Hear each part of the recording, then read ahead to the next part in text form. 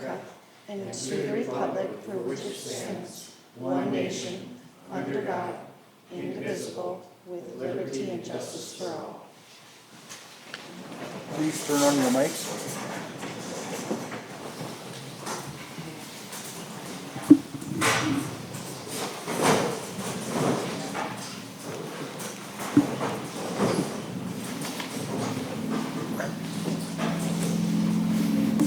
The first thing we're going to do is have the clerk take the roll call.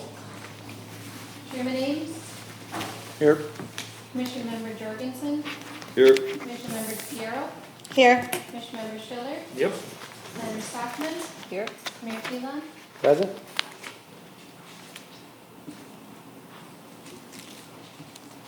Were there any floor items? Okay. The first thing we're going to do then is approve or amend tonight's meeting agenda of May 25th, 2021. Somebody like to make this motion? I'll make a motion to approve the agenda as listed. Mr. Farrell made motion. Do we have a second? I'll second it. Commissioner Jorgensen seconded. Any discussion? Seeing none, I'll call for the vote. All in favor, say aye. Aye. Opposed? Motion carried. The next thing we'll do is approve the planning and zoning meeting minutes of April 27th, 2021.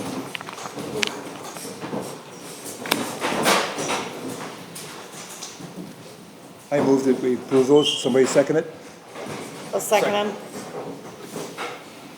Who was first? Two was first. Okay. Commissioner Pearl seconded. Any discussion? Seeing none, I'll call for a vote. All in favor, say aye. Aye. Aye. Opposed? Motion carried. We'll open the first public hearing.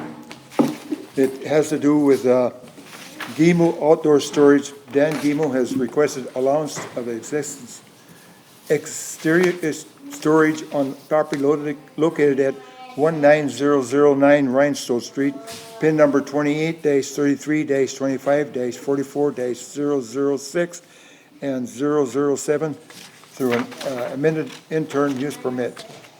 An intern use permit was approved in 2019 to allow internal storage within the site's accessory buildings, which prohibited outdoor storage other than what is permitted within the RRA and the Royal Residential Agricultural District.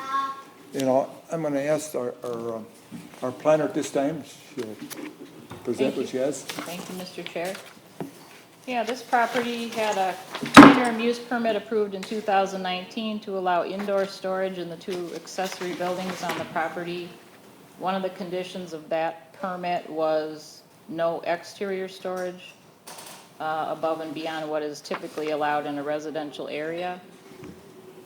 Because the co-property owner was not in agreement in signing this application, we are forced to deny the application at the present time.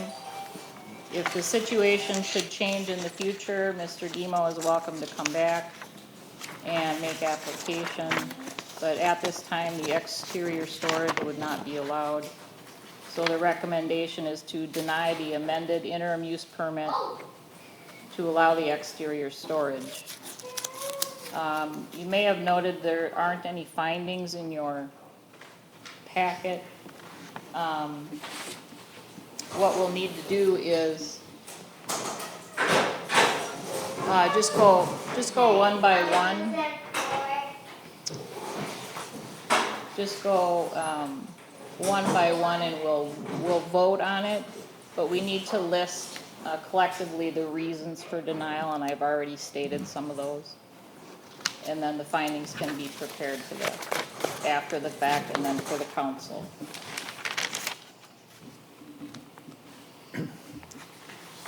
Okay, I'll recommend denial of this request with the information that has been provided thus far. Is there more information we should add to that, Liz?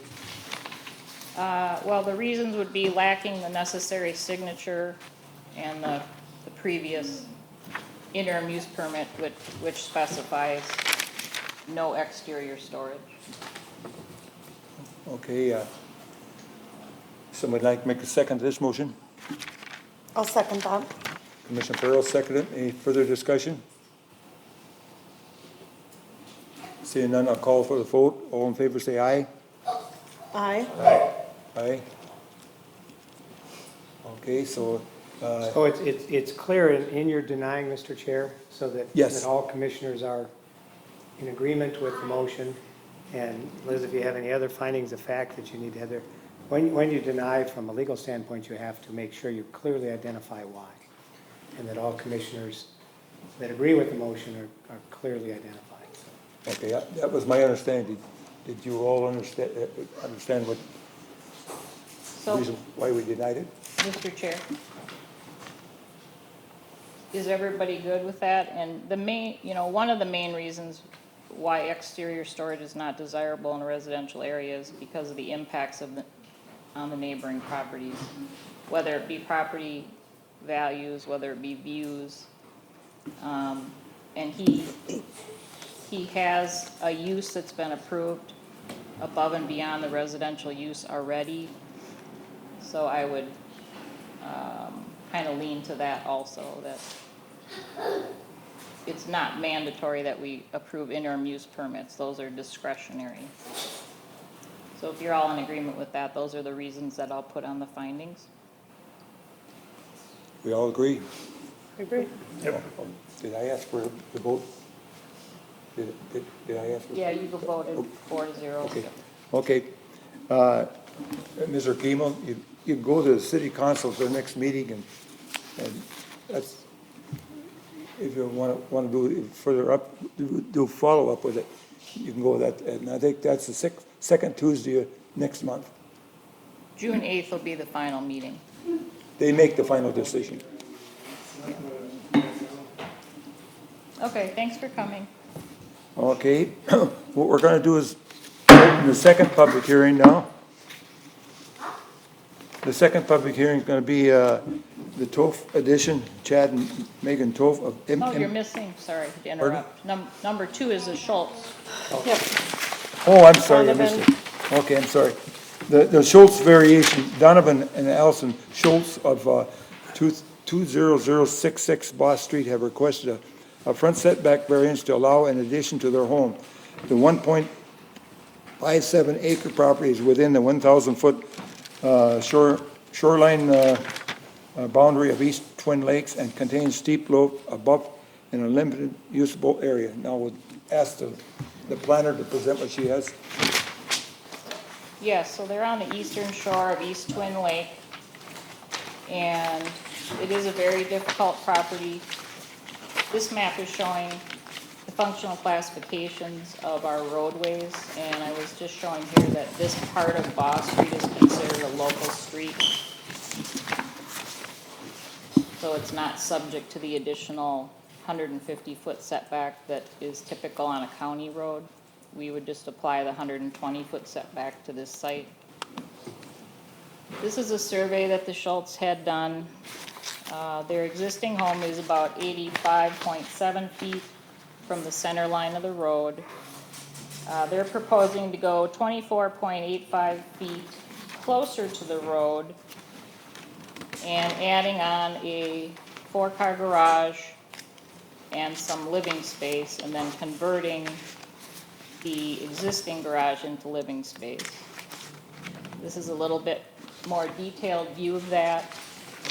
The blue line here is showing what would be possible without a variance. In other words, if they stayed at this 85.7-foot setback, there would be a real limited possibility here for adding on, which is why they're asking for the variance to come a little closer to the street.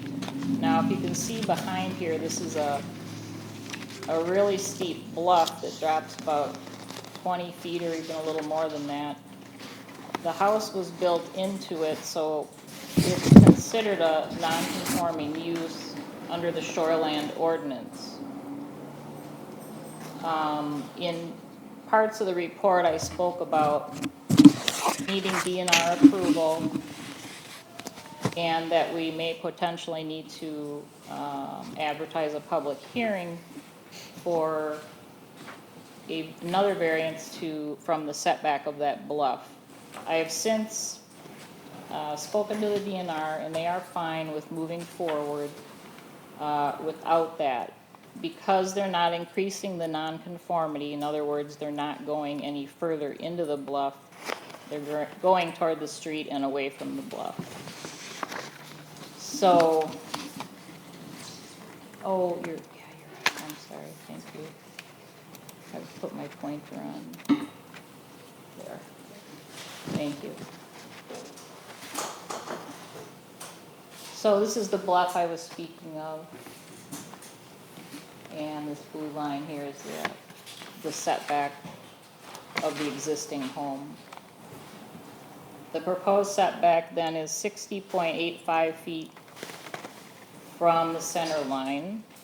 They've shown an option which is 6 feet shorter at a distance of 65.83 feet from the center line, or 63 feet from the center line, to make the garage slightly shorter if you felt that was necessary. But in summary, the DNR is satisfied with the proposal. They would require that downspouts be used on this north side of the home, and then directing the water into a little riprap area where it is dissipated before it goes down the slope there, and so it doesn't cause erosion. A couple other comments. They are proposing to realign the driveway, and they need to meet a 15-foot setback here on the side.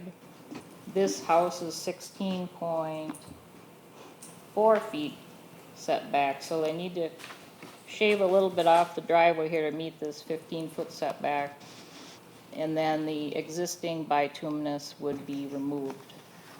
They do meet the impervious surface requirements of the shoreland district, and our office would recommend approval subject to the conditions in the findings. If you have any questions, I'd be glad to answer those. And this is a public hearing too, Mr. Chair, so there may be some neighbors here. Has the applicants got anything they'd like to add to what our planner said here? Okay. Would the clerk verify the postings? Yes, they were sent. Okay. Now we can ask any questions of the planner. I have a question. I think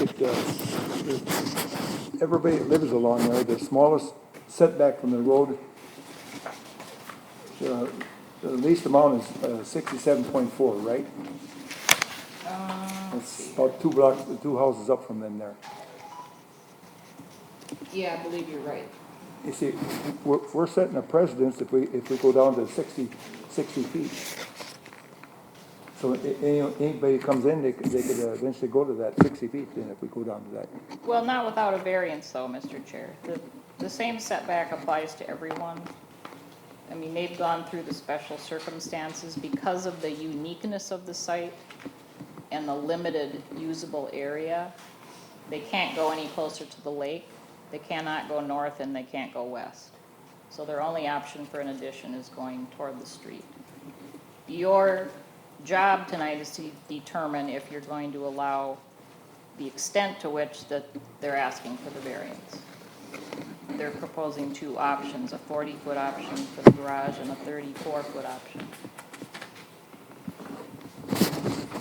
In other words, we could ask them to go 65.63. Yes, that would be their second choice, but you could do that, yep. Any other questions from the planning and zoning here?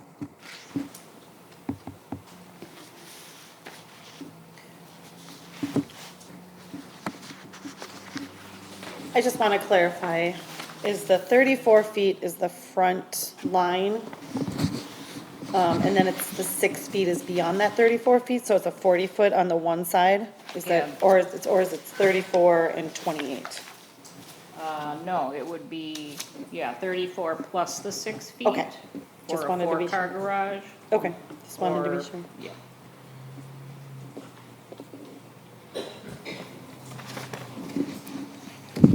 I did speak with a couple of people at Anoka County about the road. You'll notice that their property line, is fairly typical. It's the edge of the right-of-way line for Boss Street, but then there's an additional 17-foot easement. And I called to ask why that was there, and it was actually acquired at the same time that they platted this, which is interesting, because normally they would just make the property line the edge of that right-of-way. So it's kind of interesting, but there are no plans to widen this road, or make it double 2 lanes. Plans are just to keep it 1 lane each way. It's not the highly traveled part of Boss Street.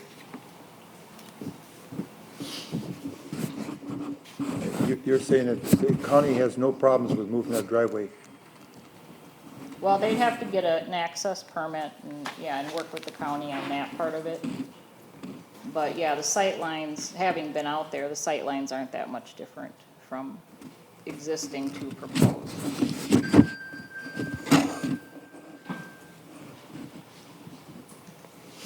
Do we have any more questions here in the planning and zoning? Seeing none, is there somebody in the audience that wants to speak up to this?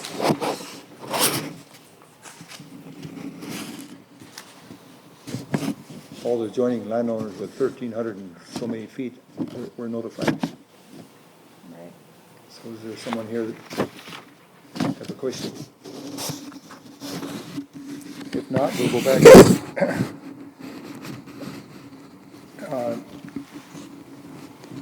Do we have any more questions here in the planning and zoning about this?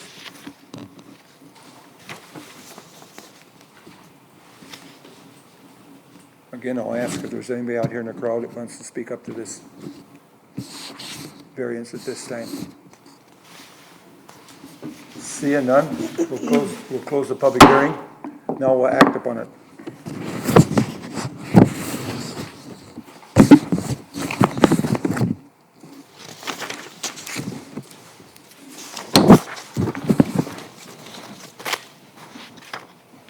I'm still concerned about the footage. The 60 foot compared to the 65 point.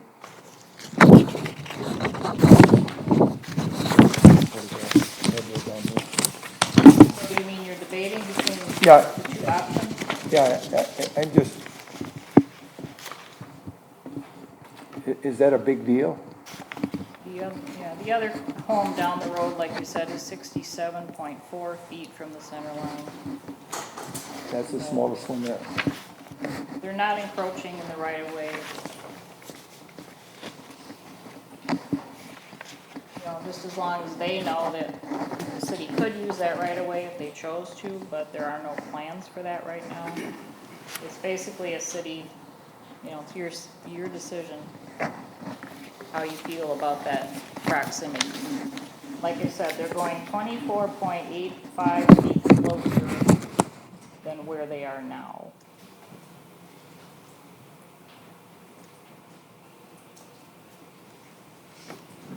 I guess I don't have a problem with the 60-foot. I think that's fine.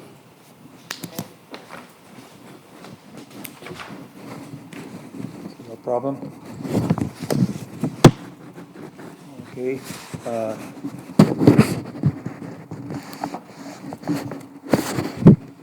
Would somebody like to make a motion?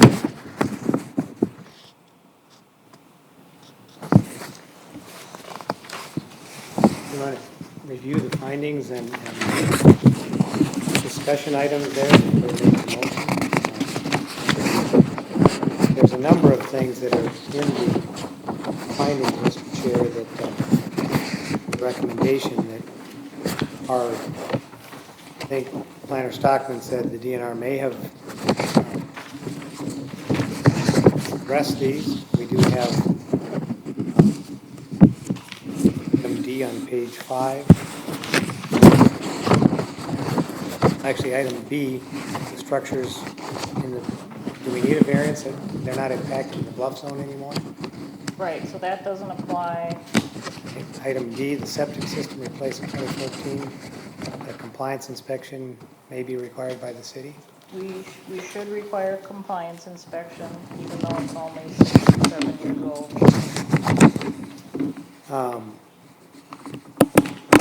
So on item G, the DNR may require processing of variance from the setback requirement. Is that still a factor? No, they waived that today by phone and said that his comments by email were adequate. Those will go on the record. He wanted me to state, you know, what he said about the gutters and just being aware of the consequences of living on a lot with steep slopes and just being aware of, you know, where your downspouts go to. Most people don't really think about it as long as they're going away from the house. But, so we'll make that a requirement. Downspouts with some riprap just to dissipate that water before it goes down the hill. And the additional variances are not required, so we're only talking about the front setback variance from the city standpoint. And then I would notify the DNR of what the city council decision is on that. And then item H in the right-of-way line, we're still waiting for response from the county engineer. No, yeah, he responded and said as long as you're outside of that, it's really a city decision. Just so the resident knows if, you know, they have the right to utilize that as part of the roadway if they chose to, but they said it was acquired because their typical asking width is 50 feet from the center line. So that's why they had added that at the last minute when they were considering the plat.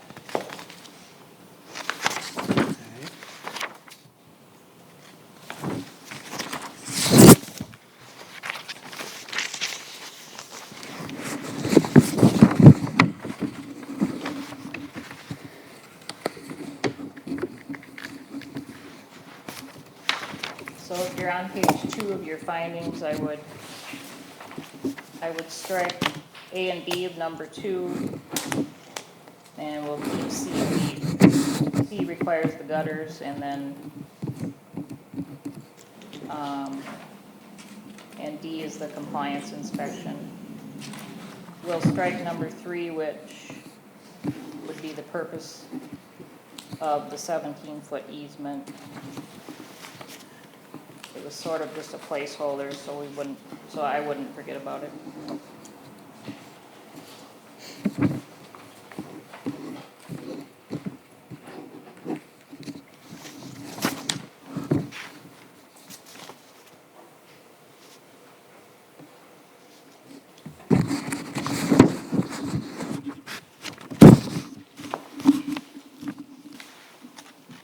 I guess we're ready for the motion with the planner's recommendations.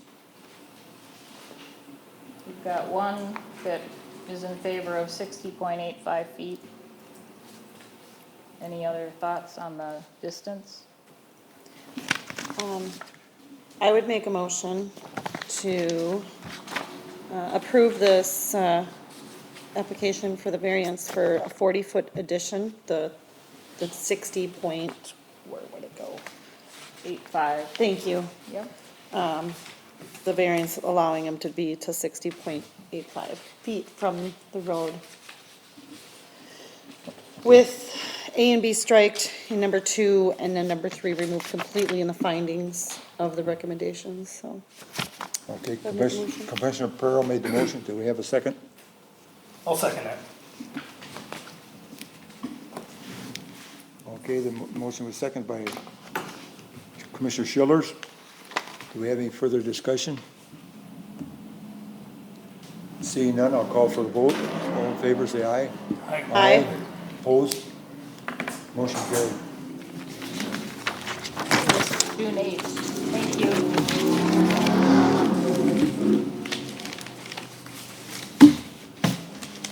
Now we'll go to the next public hearing. The next public hearing has to do with the 12th edition, Chad and Megan's 12th of MMT Holding LLP for property owned at 204XX, St. Francis, pin numbers 24-33-25-12-0005 and 24-33-25-11-0001. A primary plat for Toft addition includes the front 30 acres that is planned for 8 industrial lots abutting St. Francis Boulevard, and the rear 40 acres is planned for 8 single-family resident lots abutting to the city of Oak Grove. We'll ask our planner at this time to present what she has. Okay, thank you. Mr. Chair, so we have two separate applications tonight. We have a preliminary plat for 16 lots, and then we have a site development plan for the 1 CST lot. The way I would like to handle it, if it's okay with you, is we'll treat them separately. In other words, I'll talk about the plat first. We'll relate anybody that has a concern regarding the roads, the lots. I'll talk about some zoning and land use issues. And then I kept track of all the questions that came into the city in the last week or so. So I'll go through those so that we all don't get up there and kind of repeat each other and see if I can answer those right off the bat. And then if there's still anything, you're more than welcome to come up to the podium and state your name and address. And then, yeah, make your comments. So I'll go through the presentation. Does that sound okay, Mr. Chair? Yes. Okay, thanks. So as you said, Chad and Megan Toft have a contract to purchase 70 acres up on St. Francis Boulevard.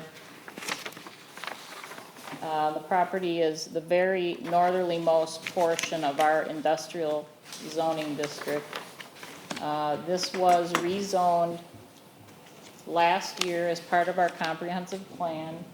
We added additional industrial land in this portion of the city because our existing industrial park off of Nowland Boulevard is close to full. This map here on the right shows how the land use map, the 2040 land use plan that Met Council requires, always should match what our zoning is. And so those are the changes we made in approximately last August. So the front 30 acres is planned as industrial, and the rear 40 acres would abut the Oak Grove border, and that is planned as single-family rural residential. And just to clarify the location of the actual site development for the CST, they are locating or wish to locate right adjacent to Highway 47. So here again is the preliminary plat showing the 8 lots for industry in blue. We have a 100-foot buffer requirement between commercial industrial uses and single-family uses. So they've allowed additional lot width here on these 2 lots to allow for some plantings and stormwater control ponds. This is the layout here with the cul-de-sac. It would be a new street, 204th Avenue, and then a street stub to the south to serve future development there.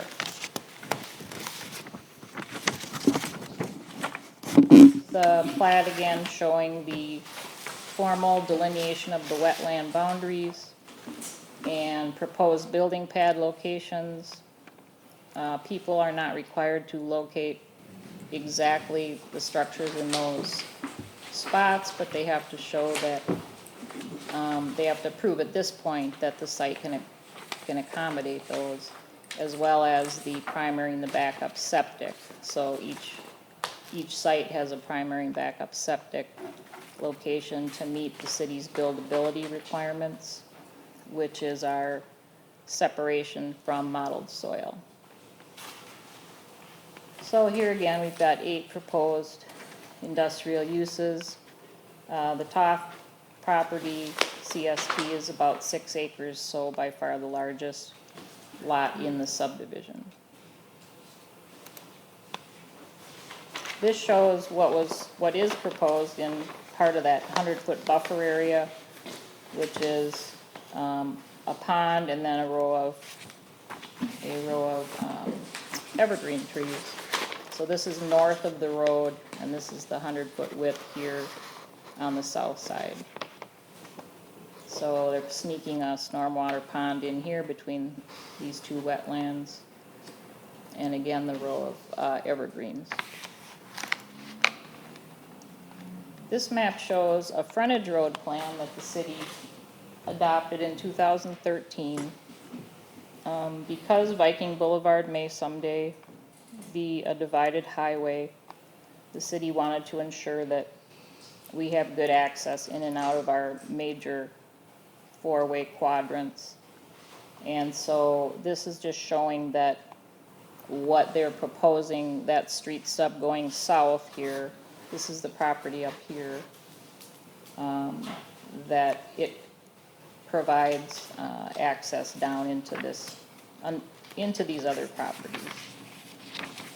And then this also shows, at the time, in 2013, some park search areas, but this was moved as part of the comp plan.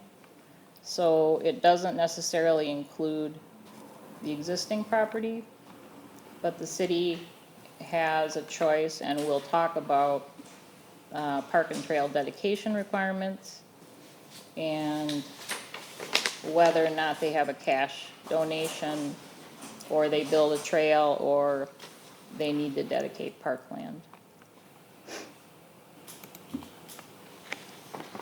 There's been some questions about the Snowmobile Trail. And I talked to one of the guys that maintains the trail, and he was gracious enough to provide me this map that shows the existing route. So again, this little segment here that goes through the property is roughly 150 to 200 feet away from the Oak Grove border. And we've actually had some positive comments for people wanting to keep that. In talking to the Snowmobile Club, it is 100% the property owner's decision whether they want to allow a snowmobile trail through their property. And so that is yet to be determined. One option could be for the city to require a 20-foot swath or something that becomes a snowmobile trail in the winter and maybe a walking trail in the summer. But it can be problematic too for liability reasons. We haven't talked it over with the attorney. And also many city ordinances prohibit motorized vehicles on city land or city trails. So that's yet to be discussed. But one option could be just to go through this property and then reroute it either along St. Francis Boulevard in the right-of-way to get back onto the regular route, or to cross over 47 and go south another way. So it's something that's pretty common as land gets developed. They just sort of go into look for other options. So I want to clarify, well, let's go through some of these questions that I received. And I've sort of divided them up into plat-related questions and versus the specific site. So we all know now by looking at the site that the proposed CST site is not next to, directly behind the existing homes here. It's along 47. So we have proposed single-family homes up against proposed or existing homes. So Nowben has an 8/40 density requirement, and you can go down to a 2.5 acre lot size as long as your average 5 acres with no more than 8/40. So this one lot here is the smallest lot at 2.5, and all the others are approximately 3 or 4, 5 acres. I had a question about, will all 8 industrial lots be owned by CST or developed by others?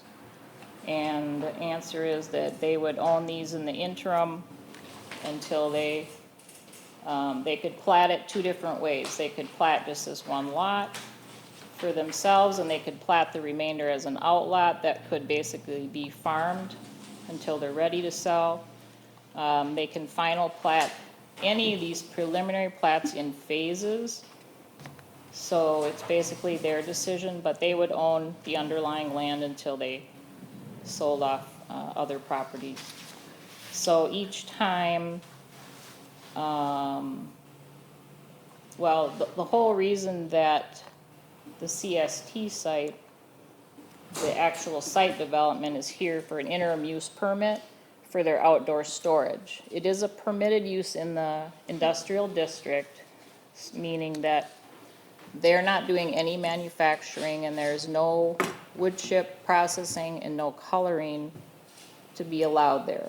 They're strictly warehouse, they're a trucking terminal, and they're offices.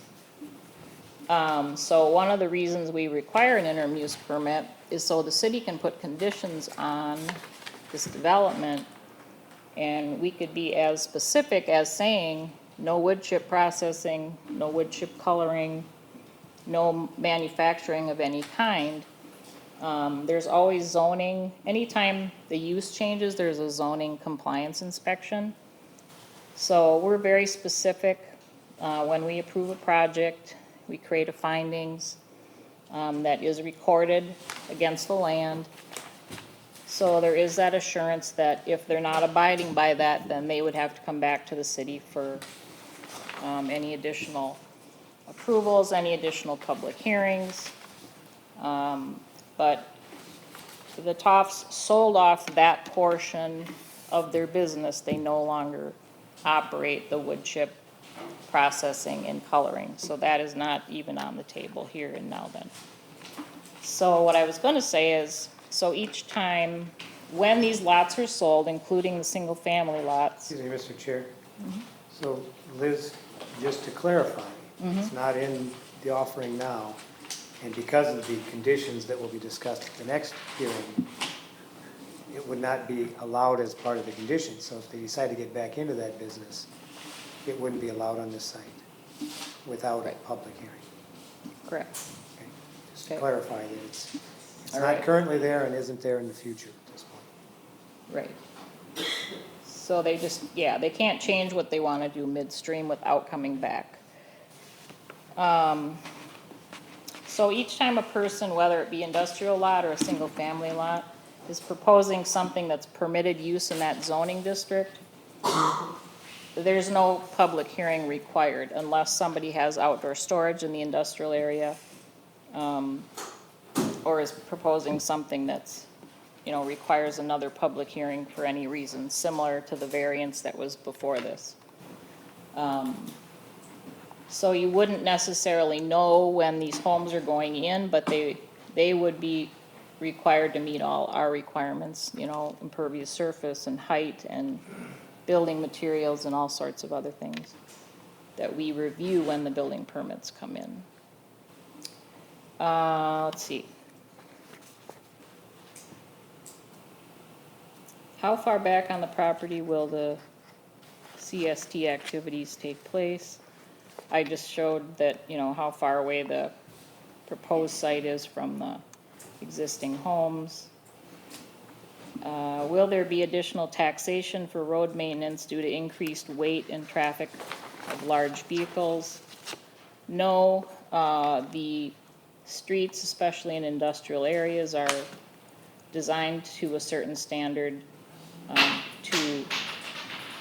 to be able to withstand that truck traffic. It is assumed that there will be semi-trucks in and out of this portion of 204th Avenue. So sites rather have to have an area for the big trucks to turn around on their site so that they're not going to be going back to this cul-de-sac. It's probably not even large enough for a semi to turn around. So we require that the on-site circulation is adequate for each property. So that answered the question about vehicle sizes. Are they going to lower the speed limit? I don't know if that person meant on 47, but no, they will not lower the speed limit on 47. The speed limit on this local road is 35 miles per hour. Will turn lanes be added? That's up to MnDOT. It is highly likely that either a right and or left turn lane will be added. We just don't have the official word on that yet. There were some concerns about water usage, but I think that goes back to the wood chip thing. And the water usage for the warehouse will be very, very low, you know, relative to the building size. There was a question about taxable revenue that will benefit the city. We rely on our county assessor to determine that, so any questions can be directed to him. Future development plans, I talked a little bit about when additional proposals come in. We look at everything on a per lot basis, and if there's a public hearing required for any reason, whether it be outdoor storage, a variance, or anything else, then you would be notified. But if it's a permitted use in that district, and they meet the height, they meet the building materials, they meet all of our parking standards, screening, then you would not be notified. Will there be a visual barrier between businesses and residences? Yes, I talked about that buffer. We had some people that were showing support for the industrial lots, about how it adds tax base.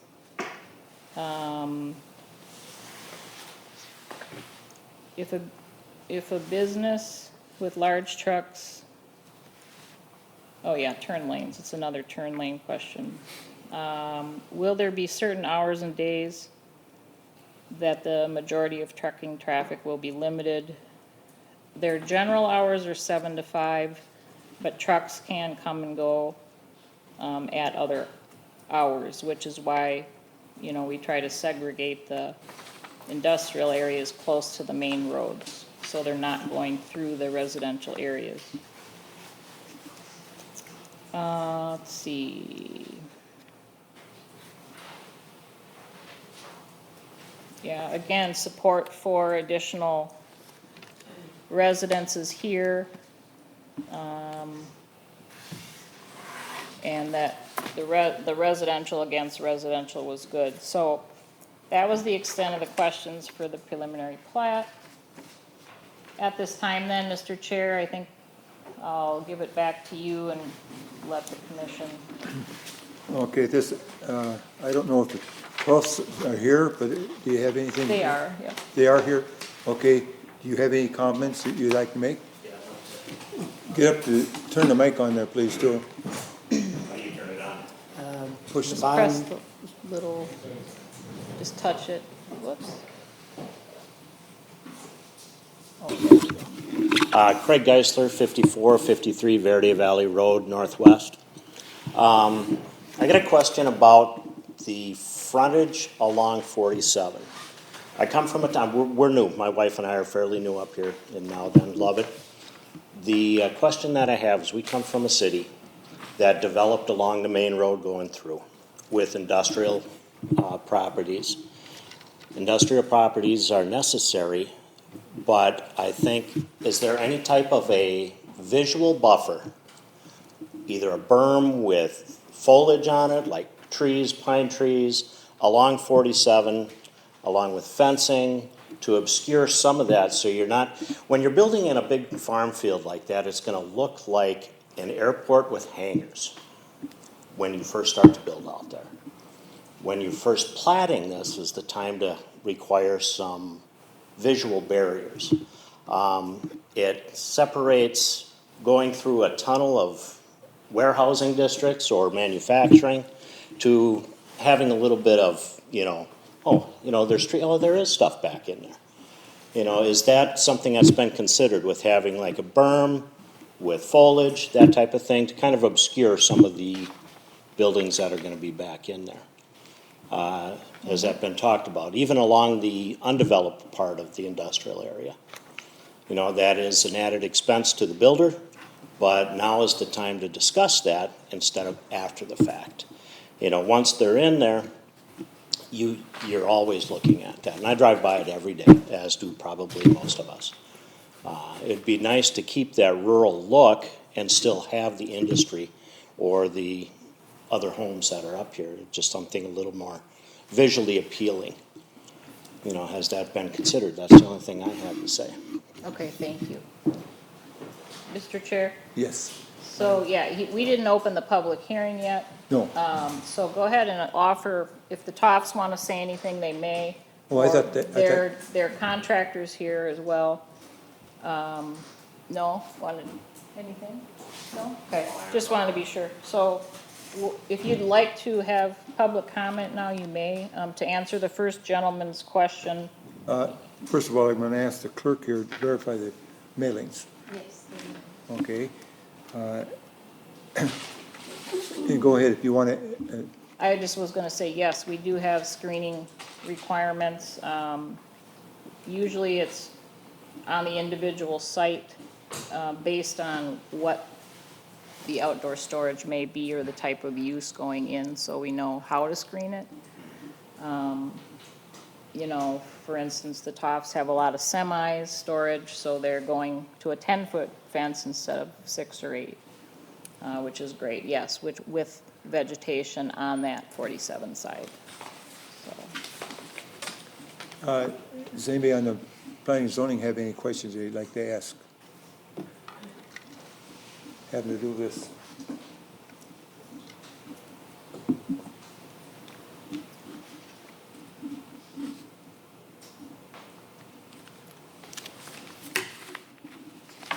You want to open the public hearing and? Okay, yeah, the public hearing is open now. The public hearing is open and comments will be taken from the floor. Anybody on the floor wants, or anybody out here, okay, come up, give your name, your address. I'm Marilyn Emstead, 20033 West Ford Brook Drive. On the map, where is Viking Boulevard compared to the CST site? Way south, so this is quite a bit further north than Viking. So they're up here, Viking is down here. Well, it's not too far, but, So okay. we're, it's So about, what hasn't been answered for me right now is, what does CST do? What are these semis hauling? You know, what is the outside storage that they're talking about? What are, you know, you're concerned, what are we gonna see? How much noise is there gonna be? We have lived here for 30 years, and we moved out here because it was country. And I absolutely understand progress, and things are moving forward. But I really have concern of listening to semis and Jake brakes and all this stuff at 4:30, 5 o'clock in the morning, or Saturdays or Sundays. My son works for a trucking company, and they truck every day of the week. And so we're out having a family reunion, and we're listening to trucks. When we moved out here, we heard John Deere tractors. Then we moved, and then the house is built, and we hear cars and motorcycles, and it's just noise. And it's becoming noisier and noisier and noisier for us that really appreciate living in the country. So I guess my big concern is, okay, Viking is a little bit south of that, I'm a little bit south of that, but what are you hauling, what are you storing, you know, what kind of stuff is going in and out of there that, I don't know, I just have a concern about it. okay, thanks. again, let's try to stick to just questions right now on the layout of the roads and the lots. We will get to the individual site design shortly. Any comments on the layout of the roads? The land use, again, is the back 40 acres residential. The front is industrial.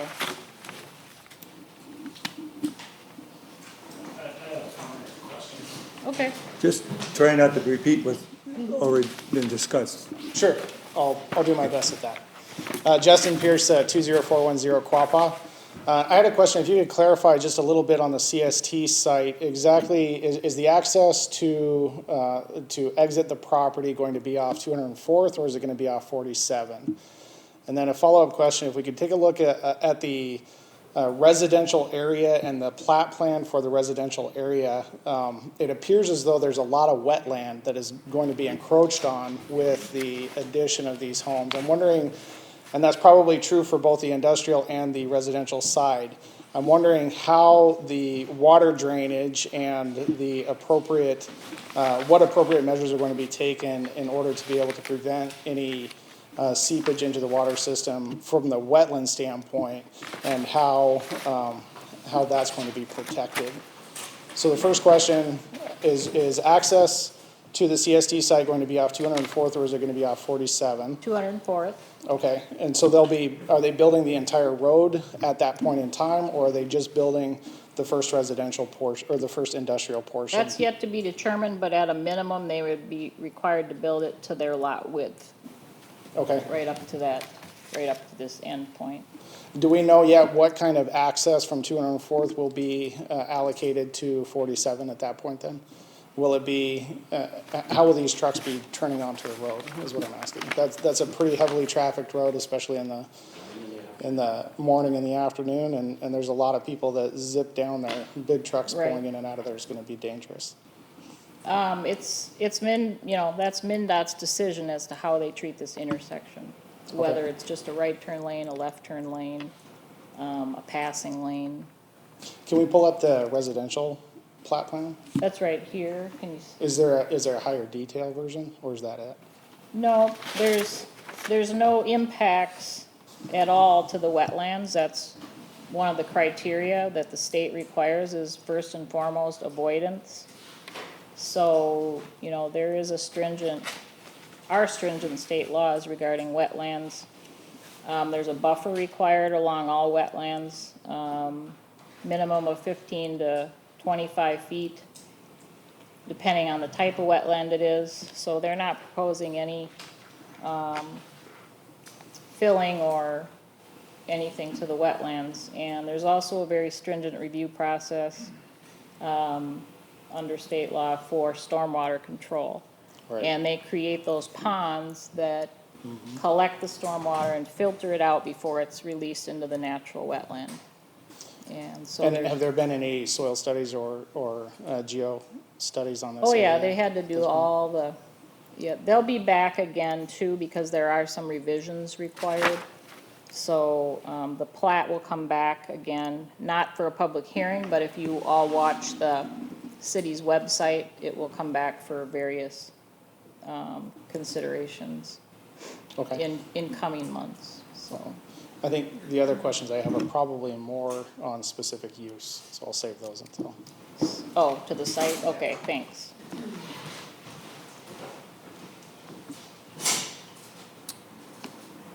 Yes. My name's Josh Lund. I live on 4741, 222nd, or 204th Avenue. The houses that border our property lines, is there gonna be variance on the setbacks on how far they're gonna be set back into the property? No, this line here shows the required setback, which is 120 feet from the center line of the local road. So this shows how the building pads leave plenty of space, behind for septic or yard use. Okay, so, We can't, well, we typically don't dictate, where someone can put their home. Some people set it back farther than others. Some people want to be right up in front, so they have a bigger backyard. I guess I have no way of knowing if someone will request a variance, but these lots all meet our minimum standards. So I can't imagine that there would be a variance, especially related to setback. Okay, because They the one all- septic looks like it's almost right on the property line. And I Oh, this believe one? that's close to Justin's house. They can be 10 feet from the 10 border. feet from the property Yeah, line? that's legal, yeah. Okay, is there gonna be any type of buffer along that property line? Trees or anything like that? No, there's nothing proposed right now. Okay. And then what about streetlights? Is there gonna be No streetlights in there? No streetlights proposed along the local road, no. Okay. All right, that's all I have. Thank you. Thanks.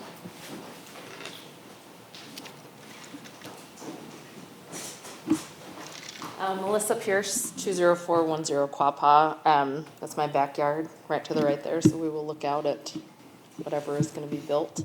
Couple questions in addition to what my husband already asked. The rezoning you said happened last year. This property was not previously industrial, it was residential rural. Is that the case? Was it rezoned, like, was it sent out for public comment? We've lived here for 11 years, never received notification that it may have been up for rezoning. We assumed it was continued to be rural residential. Do you know? Yeah, we How met that the happened? standards, so when it's a rezoning that is part of a comp plan or a bigger project, not everybody receives an individual letter. So it is posted appropriately under state law, on the website, on the, door, on all the required places. Okay. And it was posted for now then residents, and our comp plan was given to Oak Grove to review. Yeah, distributed to the adjoining cities, right? Yeah, it's unfortunate because this part of now then falls really close into Oak Grove, and so we're starting to share across city lines here. I think it's unfortunate. I think many of us would not have been in favor of that being rezoned had we maybe known, but now know to watch your website, I suppose. But I did have a question about the road that you have proposed here. Who will pay for the road reconstruction if turn lanes are required by MnDOT? The applicants. They will, Yeah. okay. And then, the snow machine trail, I'll mention again briefly, again, that runs right through our backyard, basically, it's like right on the other side of our property line. It is heavily used, it's the woman was speaking about the feel of living out here. Seeing those snow machines go by, it's like, this is why we live out here, we could hop out on the trail right from our backyard if we wanted, and we can run all the way up to Mankato or something, so, or Malacca, wherever it was, but I think it's unfortunate we're gonna lose things like that. As we're living here, part of the reason we're here is for the outdoors. And I know development's gonna happen. We are part of, a new generation coming in, whatever, but we're purchasing here to help with that. So I'm hoping the council will take into account that maybe some allowance needs to be made for that, and anything we can do to drum up support, I'm happy to help. Also, I had a question about the wetland. So that is like I said, we look out at that, and it is gorgeous, it is beautiful, there's tons of birds that live back there. I mean, I'm sad that the noise will be different now. It will no longer be birds chirping in the backyard, it's gonna be trucks coming in. I think that's gonna affect the feel again, and I think it's unfortunate too that the acreage then will be owned and possibly people can cut down their own trees now if they're living near the wetlands. So again, I would encourage you to think about, how that development is gonna affect the feel of that area, especially the wildlife in that area. I think it's unfortunate that that's gonna possibly be reduced. Well, it's certainly a benefit that they're not 1 acre lots or half acre lots, that would be worse. But we moved out here not for half acre lots, so that would never be an option anyway. Yeah, Okay, that's all I have for now. The rest I think will. thank you.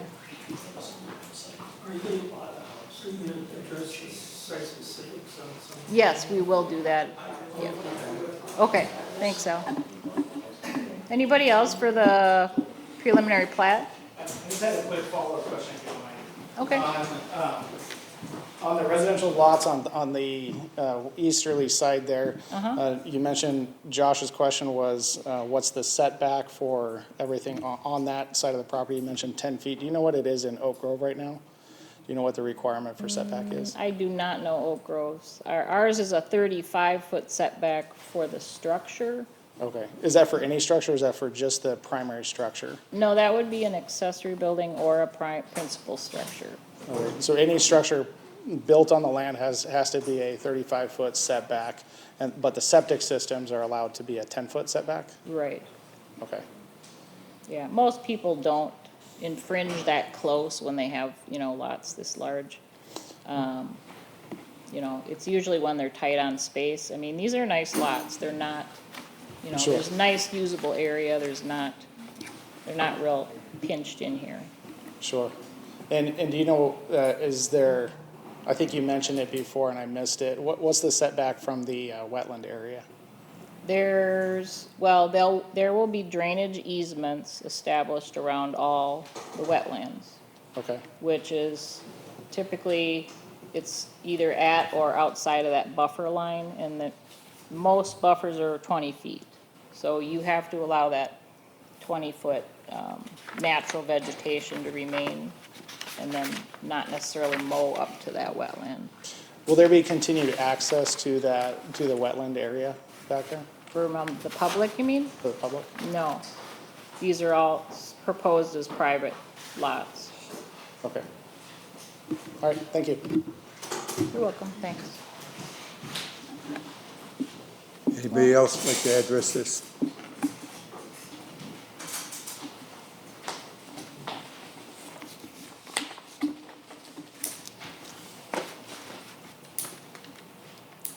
Seeing none, does the planning and zoning have any questions they'd like to ask here?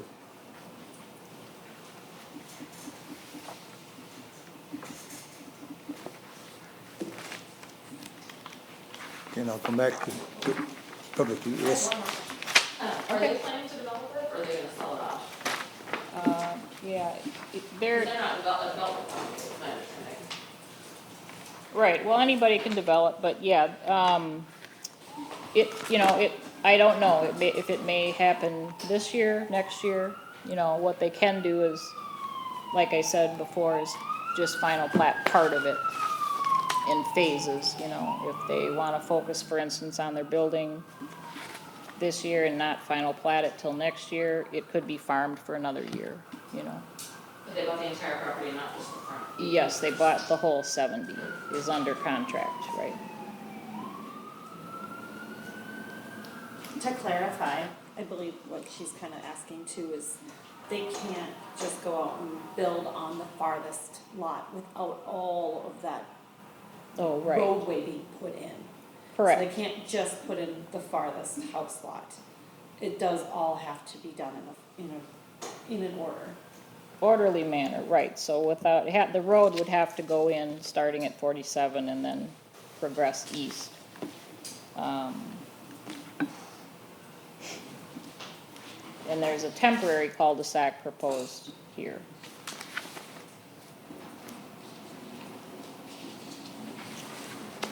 Are there any more comments?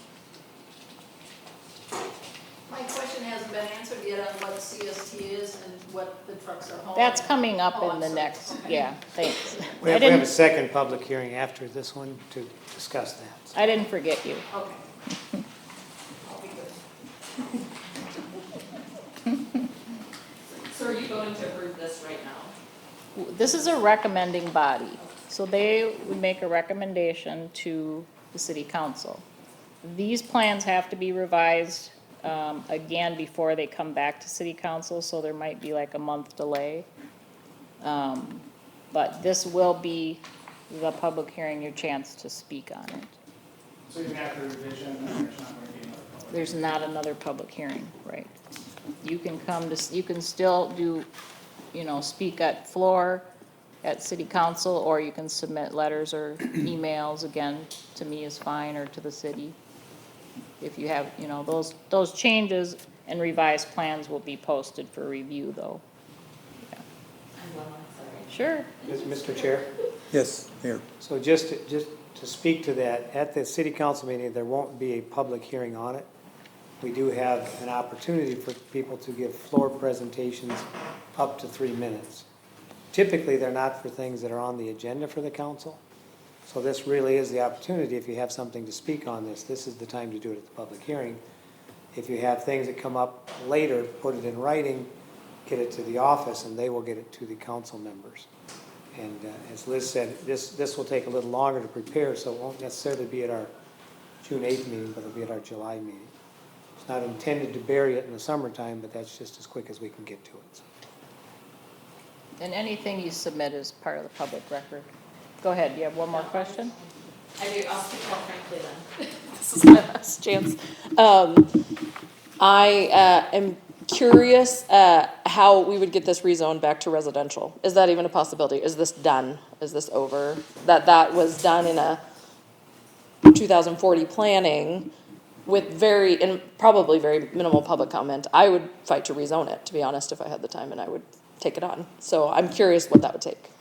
Well, I believe it can't be done when they're under contract, for starters. And then, yes, it was a city-wide or, a joint decision of the city council as part of the comp plan and our 2040 land use plan. So what has to happen to change it is that there has to be a comprehensive plan amendment first, and then a rezoning after that. So it would be a several month process to go backwards. Yeah. And that comprehensive plan change would have to be approved by the city council. Met Council. Or Met Council, I mean, and do we have to then also submit that to neighboring communities? Yes. But we never received notification that it was changing in the first place. So that's, we have to submit to neighboring communities, That you my have to city talk to councils. your city Oh, I council will. about. Don't worry about that. But my question is, what would it take to petition to hold this off? What kind of petition would you need to hold this off, but to look at rezoning? How many Like people? I said, I'll have to talk to the city attorney. I can't answer that, but I don't believe it can be done, when sort of midstream, when you have an application in process and also a contract. The contract's not finalized though, correct? Is that in the city No, they haven't bylaws? closed. They haven't closed. 19th of June, I think, is their close. Is that in the bylaws that is the reason that we can't petition it at this I point? don't know. I'd have to get the details for you. Not to the be honest. bylaws, but that would just be the legal, that's Okay. outside the city's It's purview. state law. That's gonna yeah. be state. That's gonna be state issue. Yep, I'm not in favor of this. I'm not in favor of how it affects the surrounding areas. I'm fine residential, I get it, we're gonna go residential, but the noise, the effect on the wetland, I am 100%, this is what I look out of every day. And it is absolutely not something I would want for our community. I will be in touch, you've been wonderful responding, thank you. But I will be in touch, I'm happy to put together a petition, get signatures, I will knock doors. But I wanna know what is reasonable, to make that. Why don't you Actually put change. your thoughts in writing tomorrow? Yep. I will share that with the city. And if attorney. anybody else is in favor, please stand up and feel free, so. So stand up and speak, because now's your time. Well, what exactly can we do? Right. What can we do? We don't know right now. So we have to go through with this recommendation. This is not a final decision tonight. Then I encourage not recommending until you have more public comment, in my opinion. Okay, well, And go ahead. Mr. Chair, I don't want to be cold and callous, but it is one of the things we find in the city where, in particular, viewscapes are impacted. Somebody's used to looking over this and somebody buys the property across the road between you and the lake or the farm field you've always looked at. And the unfortunate thing is, if you want to maintain that, you have to buy it. Oh, we Because- will look at this when it comes up for sale. And that's what the Toffs did. They bought it and we had it industrial out on the edge there. I think one of the good compromises is the residential against residential and the buffer between the residential and the industrial and technically the highway, because 47 is no treat, even though there's another 30 acres there, you're still looking out over 47. So I think by having the ponding and the trees between that and that, there still maintains, the maximum of 8 homes in that back area, and there'll still be the wetlands back there. So while it won't be open to public use because it'll be private property, we are trying to be sensitive to that, because that's one of the things we stress within now, that as best we can, we want to maintain the rural viewscape and the open presentation of land. But we are bound when people have property rights once they buy things too, so. Did you rezone it with them in mind? Because the rezoning barely happened. No. No, not at all, not at all. Really fast. No, it was an opportunity when it was rezoned, but that was, we addressed that 2 years ago. I was gonna say, One singular lot in that whole strip is this one that was rezoned. no, we No. rezoned almost 80 acres there, Many of and, them were already industrial. This one was just at the very north edge. no, we added two, like 240s basically, I mean, aside from the exceptions.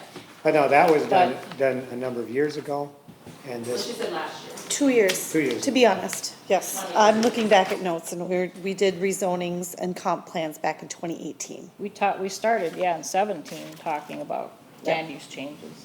So, And it was based on the existing industrial park being full. So we were looking for additional land for industrial. Can I just mention, I know that you say it's posted.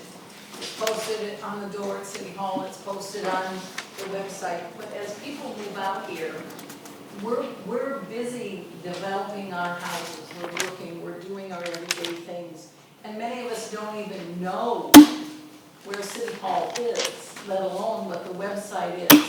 And so we don't find out those things until after it's too late. You know, there's gotta be, in the future, a better way of letting your residents of this city know what you're really gonna do until, well, when we put it on the door, you should have known that. But we don't know that, and then it's too late to do anything about it. Well, I mean, think of the alternative.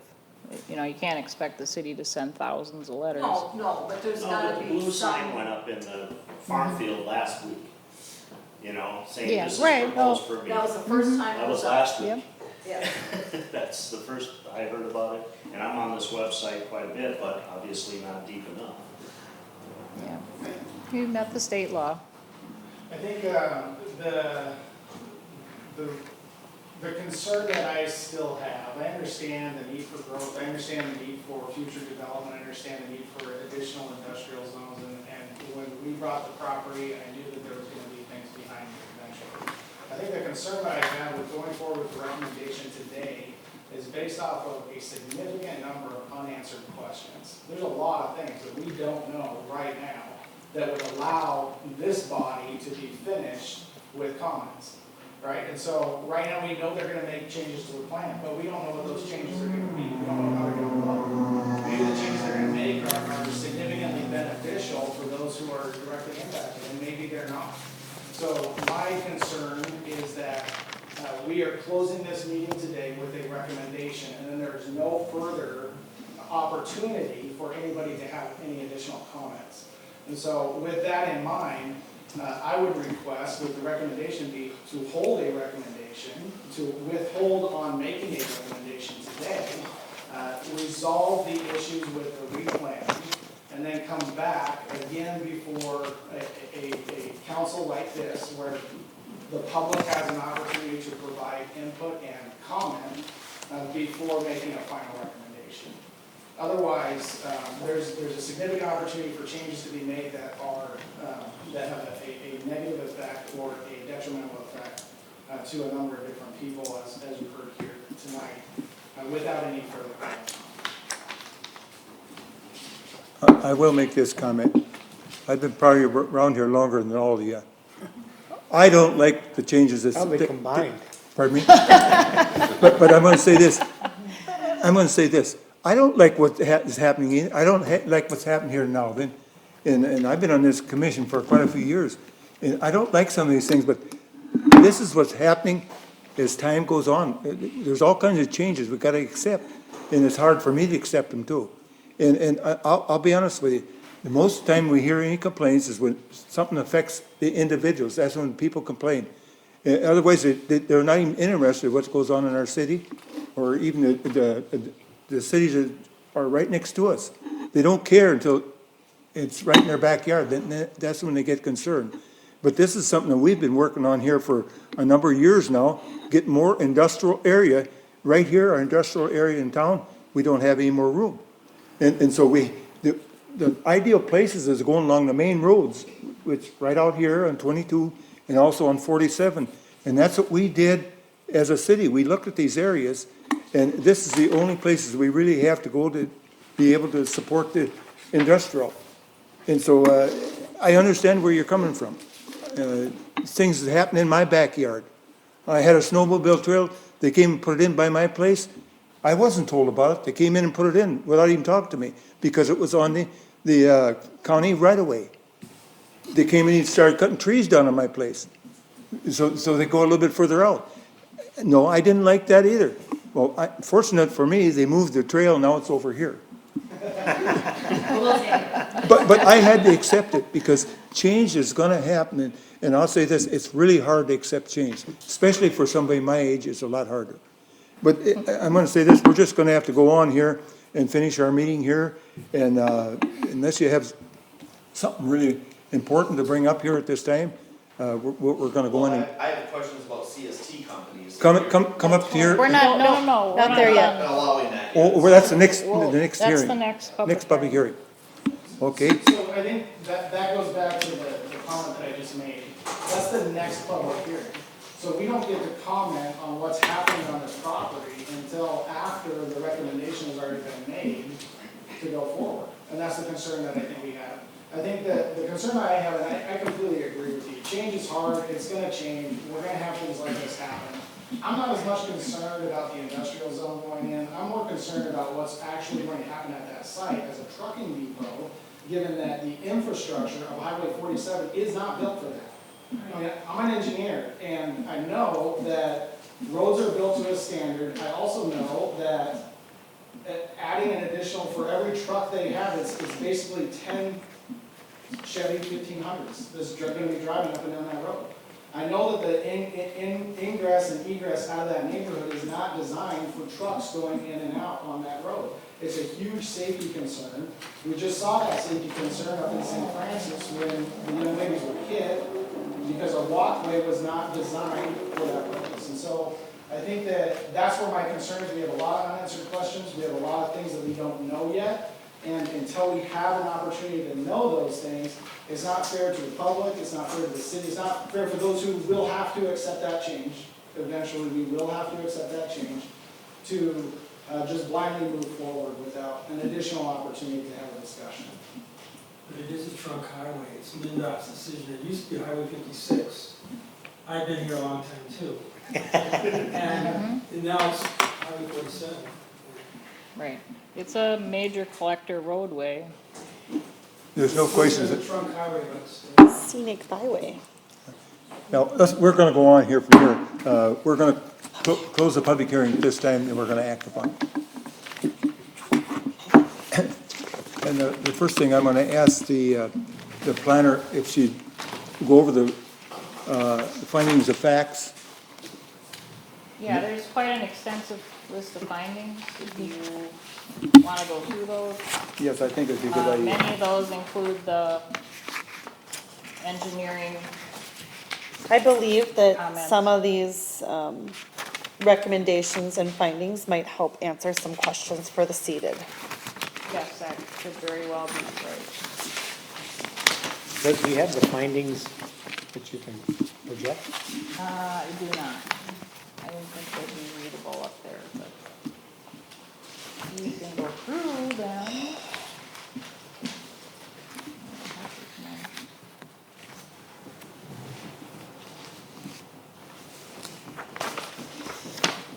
I don't think it's the findings that actually need to be addressed, because that's mostly just legal, or the legal description and information that we've already covered in regards to quantity of lots and making sure that they are to city code. I believe it's the recommendations that the audience is gonna wanna hear, so they can prepare questions or their own comments for a letter later.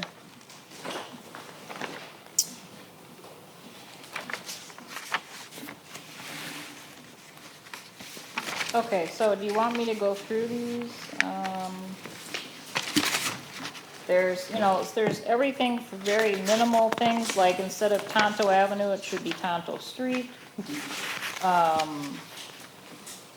Lot 6, Block 1, one of the industrial lots, or excuse me, residential lots, has to be made slightly wider. They're gonna jockey this lot line over. The plat does meet all density, lot size, and setback requirements at the present time, as does the industrial part of the proposal. The access point onto 47 is strictly a MnDOT decision and what turn lanes will be required there. If there's additional right-of-way required, the applicants will be required to show that. We asked them to change some of these lot lines, like here, for instance, where there's this little remnant triangle left. If the lot line were to go through the wetland, then this triangle would be usable space to this lot. You know, some comments like that as far as layout. The commission needs to make a recommendation on park and trail dedication requirements. It's $2,000 per lot for park dedication and $500 a lot for trail dedication. So you're looking at a $40,000 park and trail fee if the commission recommends a cash donation. I did suggest that possibly we could integrate a trail, even if it's just a walking trail, as part of the plat somewhere that maybe goes down and for a future connection. There really is no connection over to the Oak Grove side, which is unfortunate. Was kind of an error, no street connection or trail connection to the east.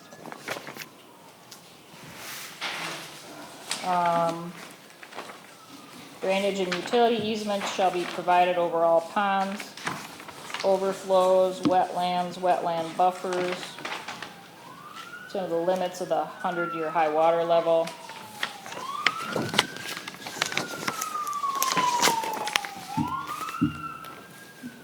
The plat is subject to review and approval by the city engineer for all grading, drainage, and erosion control issues. He did submit about a 5-page list of comments related to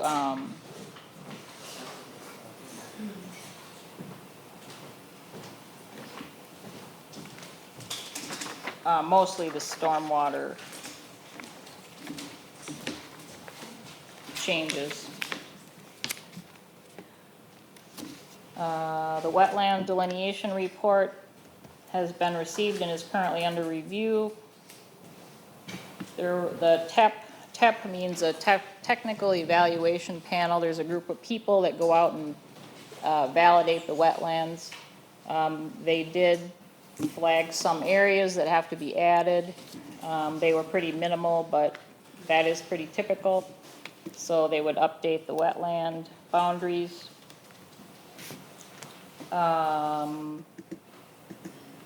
Showing the buffers.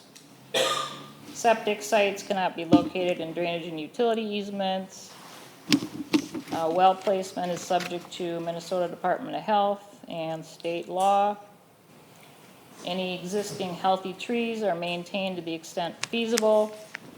Really, the only nice clump of trees is back here, which would be on this private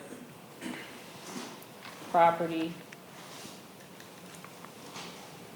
Wetland buffers must be established with native grasses. A specified MnDOT mix usually. There's limitations to the signage plan for the subdivision if they so choose to place one. And the same goes for any building signage.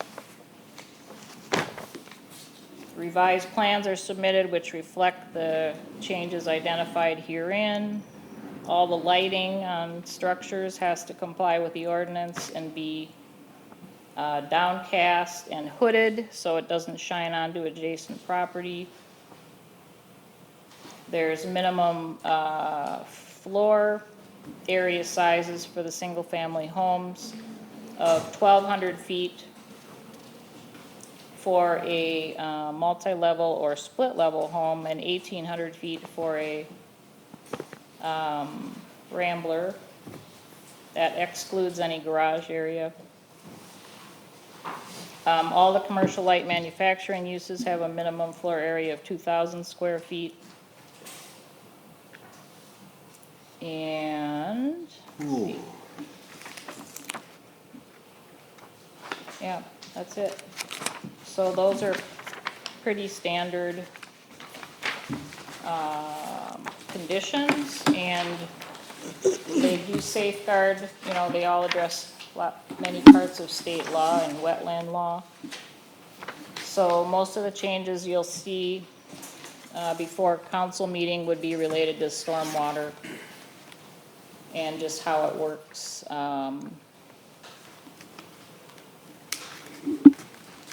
So with that, commission, what would you like to do? Mr. Chair? Yes, Mayor. Can I just add, because it's unusual to have this many interested people here, and they don't see the packets we're seeing here. But if I could just share some of the things that are in our packet briefly, so they know there's other information if they want to pursue it. That'd be all right? Go ahead. So the information that is available, that you haven't seen but was germane to some of the questions, we do have documents prepared by professionals. So we have the preliminary plat, we have preliminary plans, we have a stormwater management plan, we have a buildability area plan, we have soil logs, wetland delineation reports, and the geotechnical evaluation. Those all have been done, and those reports are available information, public information.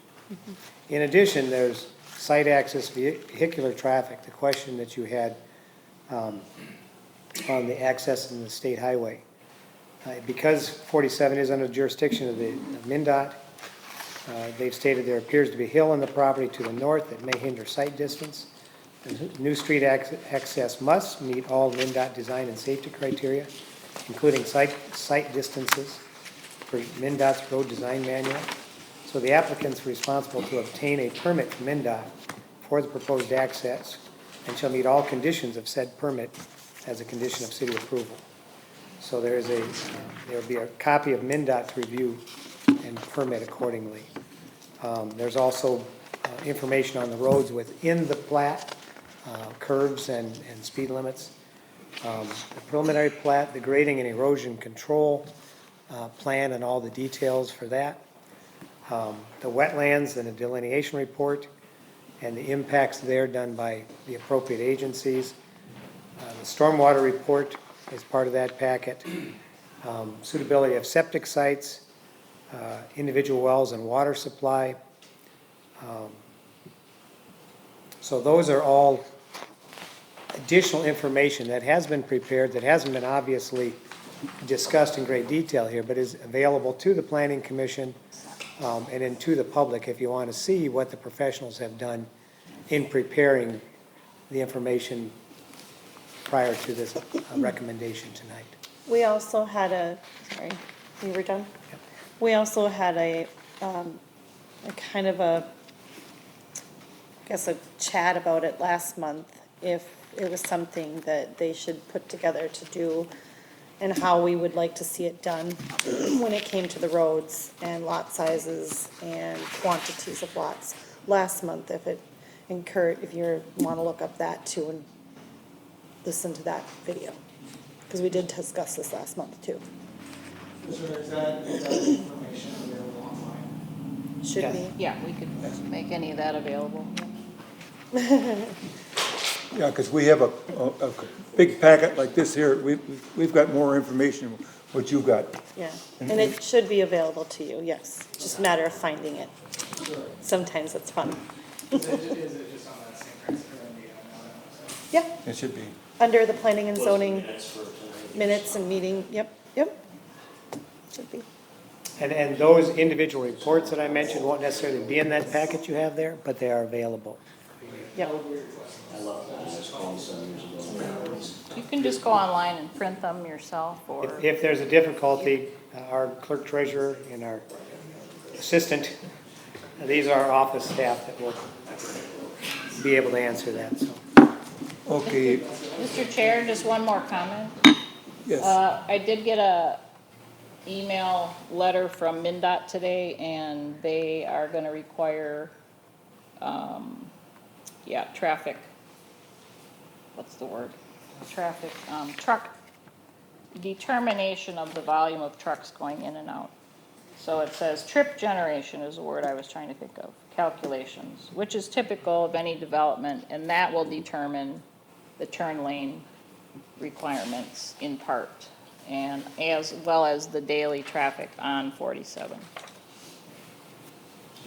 Thanks. Okay, the question I was gonna ask you, also, Planner Stockman, should we be looking at some trail going through here too? Well, you could, definitely, like, I was thinking along this buffer zone, or even on, the edge of the industrial lot, so you have a little separation from the residential lot. It could come down and then follow the street and then go south here, potentially, but, How far over is it now, Liz, to the east? the, Do we know? well, were you thinking snowmobile? No, I was just trail. Walking. I'm not That's worried. what I thought, I'm not 'cause- worried about snowmobiles, because snowmobiles take care of their own selves. Well, you don't want, and you don't want that cutting through the neighborhood here, but,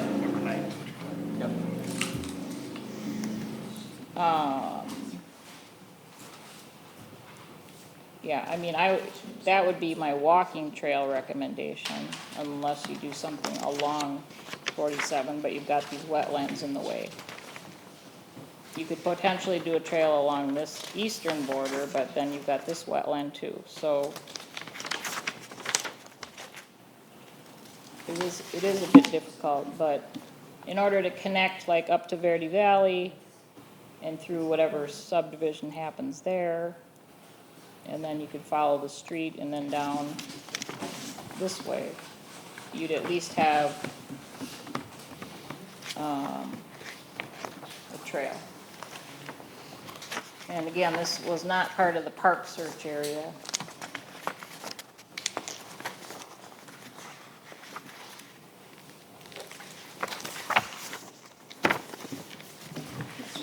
Yes. Can I make a recommendation? Yes. Could we pass around a notebook and have whoever would like information put their email address down, and we can email all the information tomorrow rather than taking in all the additional phone calls? You guys have Good paper? idea. Yeah, that'd be a good idea. You've got We're enough, short-staffed, so yeah. you've got enough work to do without telephones. Just put your email address down if you're interested to have her send you something. Our clerk. What's the planning and zoning think about a trail, requesting a trail along here? Because we don't have a parking right now.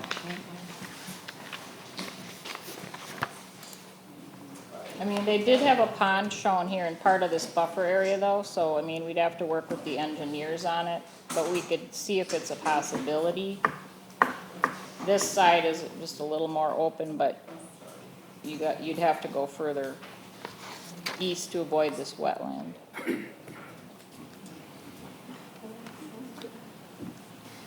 But if the way to phrase it would be just to maybe look into the possibility of a trail. I can't say for sure based on where the ponding and such is, but you could have the engineers look into it. How does the commission feel? Think that'd be a good idea? I don't really like trails, so I would be against a trail, but I just, And yet you're collecting $500 a lot for trail fee. well, I'm just trying to figure out where it would go, you know? Well, eventually it goes down to Verde Valley, she said, it could go down, bring it along the road, bring it down here. Well, no, Verde Valley's Verde to the Valley's north. up there. Verde Valley, It would be up. But yeah, it could connect to the other yeah, neighborhood. that would, up there, would connect to Verde Valley. Tower's to the south right now, but.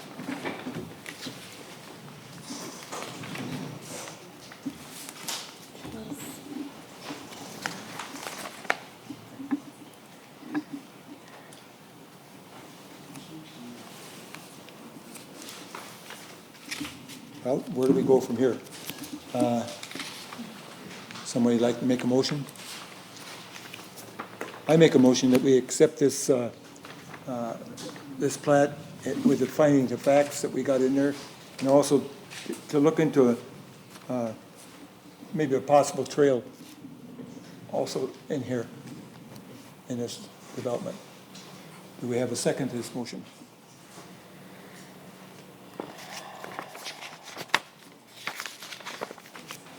I'm gonna second the motion. Okay, Commissioner Pearl seconded. Now, further discussion.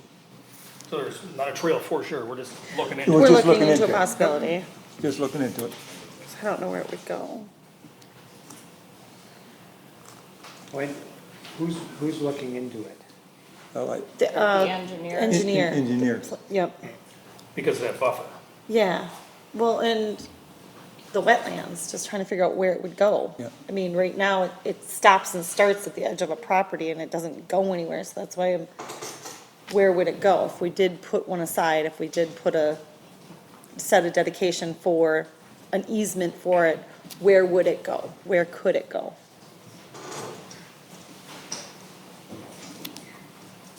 Okay. Any further discussion? Seeing none, I'll call for the vote. All in favor, say aye.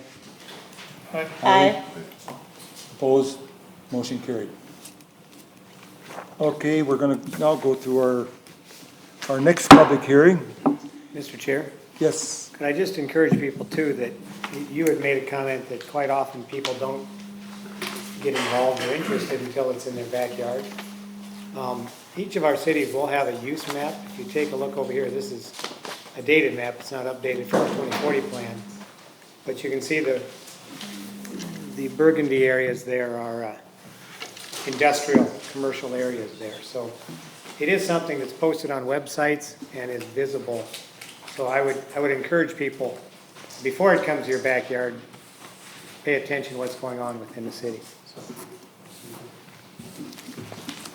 this will go to the second Tuesday of next month, the city council meeting. And there's gonna have to be more work done on this, right, planner? Yes. A lot more work. Okay, we'll go to the next public hearing. It has to do with CST companies. Chad and Megan Toof of CST Company have requested an interim use permit to allow outdoor storage on lot 1-2 block 2 of Tuff First Edition. The development of the parcel is planned for a 32,425 SF office warehouse building on 6-acre lot. Okay, we'll go to our planner and have her present what she has. So, like I indicated earlier, the proposal is for a warehouse facility, a trucking terminal, and front office area for 10 employees. The interim use permit is required for the outdoor storage. Other than that, what they're proposing is permitted uses within the I-1 district. This is the proposed layout of the 6-acre site, Highway 47 on the left. So there'd be a front parking lot, one building with the office up front here. This is the employee parking and visitor parking. And then the second driveway, slightly wider, would be for the trucks. There's truck parking all along the back side for trailers. What CST proposes is that strictly trucks to be stored outside. They have a large loading dock And what they are distributing is all the things that you see outside at a convenience store, gas station. The salt and the windshield washer fluid and the firewood and all those kinds of things. So they will only be storing those items inside. It will only include bagged wood chips. Like I said, we can certainly attach a condition regarding no processing of any wood chips or coloring. So the only thing proposed outside, again, is truck storage. And let's see if I have a better, here's what the building looks like. It's they're using a new core building system, which is like a metal product that is made to look like stucco. It's installed in these panels that are roughly 4 feet wide and come in various colors, and then they have an accent of brick approximately 3 feet up, and the building is within our building height requirement, which is no more than 30 feet. They're at about 25. I think it's 20 feet to the eave and then a little more to the peak. So you can see the proposed colors of tan and brown. This would be a floor plan, a little hard to see, just showing the office again up in this vicinity and the rest being a big warehouse. There is one wash bay here for the trucks, but predominantly storage and warehouse. These are elevation drawings, a little hard to see. This is the office area here with the windows that are lower, and then these clerestory windows up higher in the warehouse area. These are the doors facing the south side. And these are some photos from their new facility in Columbus, Minnesota. This is the type of gate that they would like to use here and now then. This is the same material that's being proposed in now then. This is a retail facility, so they have a slightly upgraded retail portion of the front of this building because the customers come there. In now then, it is not customer oriented, it's strictly office and truck terminal. So their trucks are only hauling what they're distributing. As I stated, everything's stored inside. This was a proposed fence plan that they submitted, and they were showing that the side here facing not only 204th, but the side facing 47 would have a 10-foot metal fence similar to this. It's solid with a brown cap on it, and 10 feet high. It provides a solid screen, and then there's landscaping proposed along 47 and as well as in the front of the facility. What's the setback? The setback here, The building setback from the highway, how many feet is it? this is 150 feet from the right-of-way, and they're beyond that, so this is about 200 feet, I'm guessing. And this is the 120 setback line, so I'm thinking they're about 160 feet back or so. Their septic would be located in the front here. There's landscaping all around the building. I thought I put the landscape plan in here, but I don't think I did. Here's the truck parking along the south. So I'll just go through some of these questions that were submitted to me. Again, no manufacturing or processing of wood products. They may store bag mulch inside the building that is purchased elsewhere.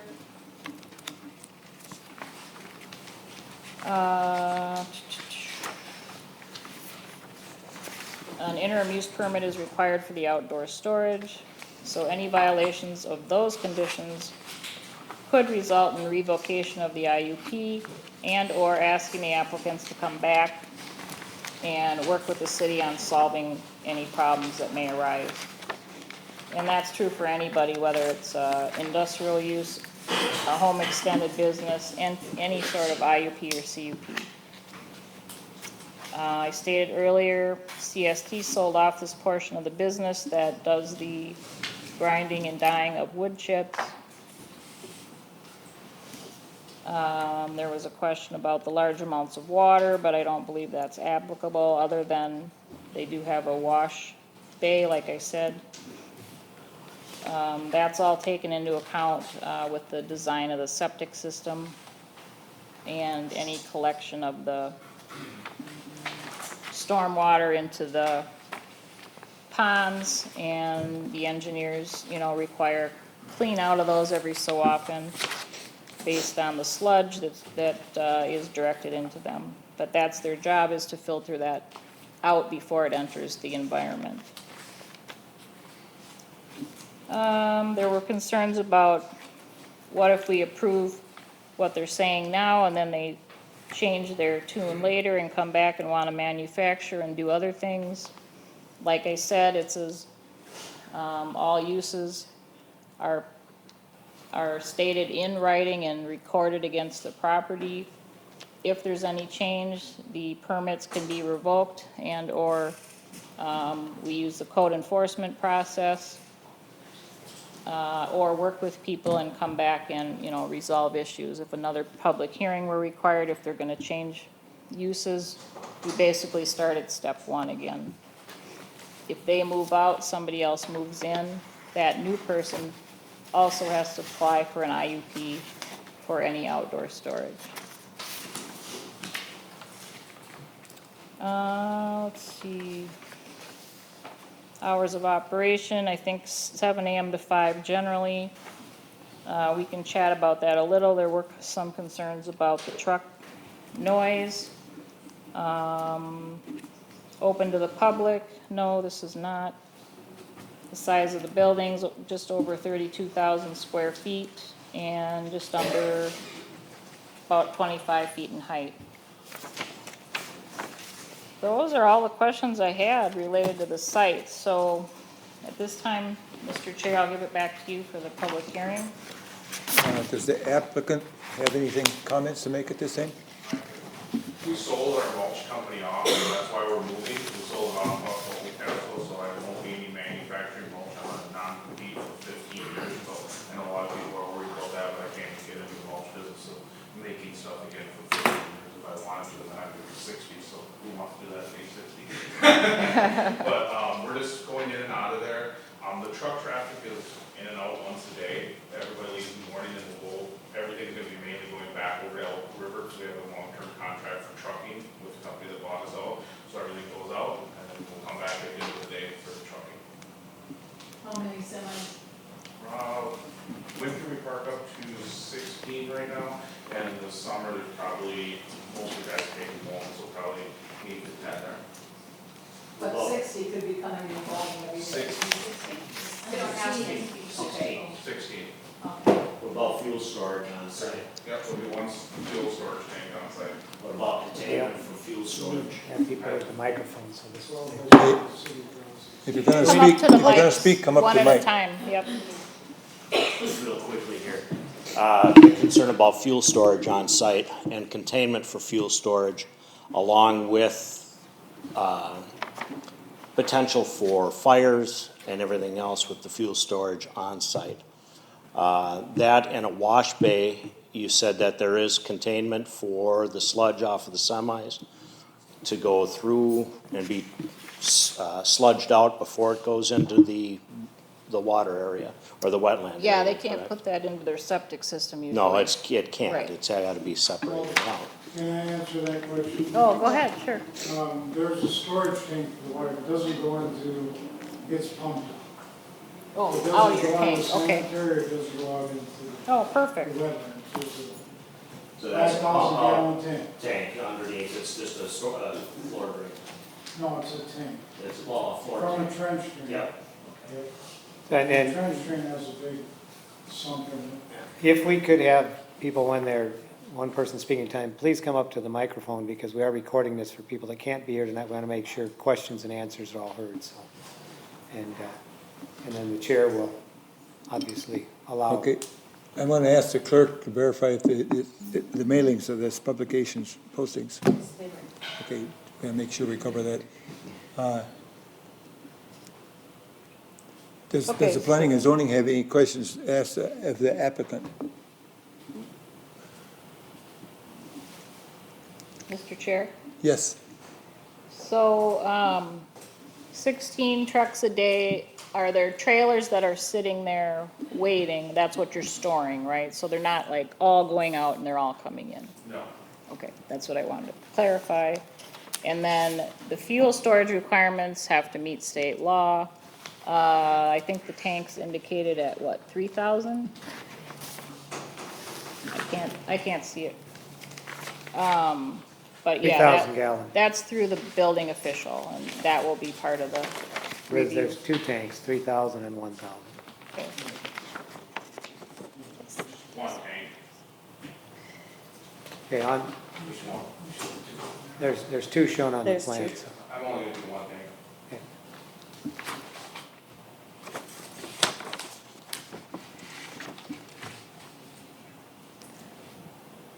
Are there any additional from the public, like come up to mic, Mr. Paulson? Go back to the 3D image of the building. Sure. My name's Allerton Paulson Jr. I'm at 20132 St. Francis Boulevard. This is a large building. The only comparable building of this footprint size is the riding arena north of St. Francis on the west side of 47. My only comments about the 3D image is I could do without the cheat stripe. Joe Green has a very large agricultural storage building for his equipment. It's a solid planar tan panel building. It looks quite nice. I object to the cheat stripe on the cheat stripe. It's perfectly fine without it as far as I'm concerned. And then my other comment will be the security lighting. The LEDs put out an awful lot of lumens, especially with snow cover. And there'll be a huge light bubble over this parking lot in the wintertime. And so that they address the downlighting of the LEDs. We used to have sodium lights, then there was quartz lights. The LEDs are much, much brighter. It's the only comments I have. Okay, thank you. Mr. Chair? Yes. Yeah, Mr. Paulson wasn't involved in some recent conversations that we've had about lighting with other projects, and we really are gearing towards kind of that tone of the LED lights. You know, the more blue or the more white it is, kind of hurts our eyes, and you can see that when you see cars coming at you. So some of those warmer tones, less than 3,000 Kelvin, and there's kind of a whole thing. But yeah, I definitely look for that when they come in. Okay, thank you, Connor. Anybody else like me make some comments? It's like getting up to speak in church. Got to get up again. I do have a couple of questions about the stormwater drainage. I'm sure you have all the answers, and the engineers have gone through their evaluations. You mentioned that the drainage will be focused into a pond. Do we know what the approximate acreage is for the paved and roofed area there? So you can have up to 70% of the site covered in impervious, meaning building, parking areas, in class 5. So what they're proposing is a collection system in the center here with a pipe, sort of a channel collection system, and then there's a large pond here between the fence and 47, where the stormwater would go. And then the stormwater from this small parking lot goes up toward the ditch here. So we do have, rural sections in now then. Okay. And you mentioned earlier that the primary usage of the building is storage and ergo a warehouse, not very much water usage. Do we know what the water usage for the wash bays approximately is going to be and how that will affect things? I do not, they just, you know, would need to be sized appropriately. That's not my specialty, but, again, we can try to, get some additional information on that.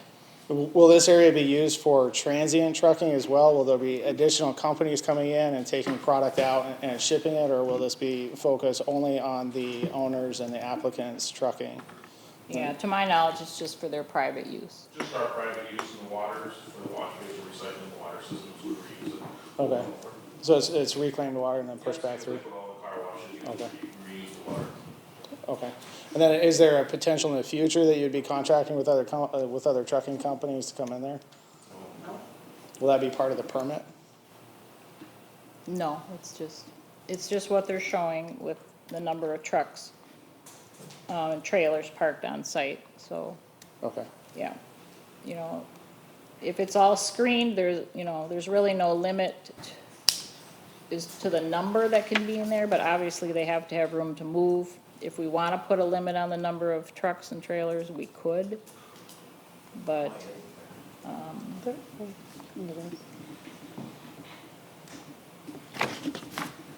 so we can chat about that. I mean, it all has to be screened, regardless, whether there's 2 or 22. Will the drainage pond be dug out and put in there, or are they gonna? Oh, yeah, there's rely a whole on the process, trench? you know, state law for how it has to be designed and built. Okay, drains at home here. Is this online? She can give it to you Oh, as a request. Yeah. That'd be great. Thank you. Appreciate that. Okay, thanks. Real quickly, You said it all has to be screened. You talked about the screening along 47. The southern exposure will be screened as well? They're not required to, well, they have they have it fenced there, but because it's against another industrial use, they don't necessarily have to screen So that. then you have the exposure coming up 47, just like you would if it were not screened at all, except for that brief moment when you're beside the buildings. Well, that's Maybe the, something to landscaping and, you know, like I said, trees, that type of thing. Well, there's another use right south of here, there's the trees with the animal processing plant there. crematorium.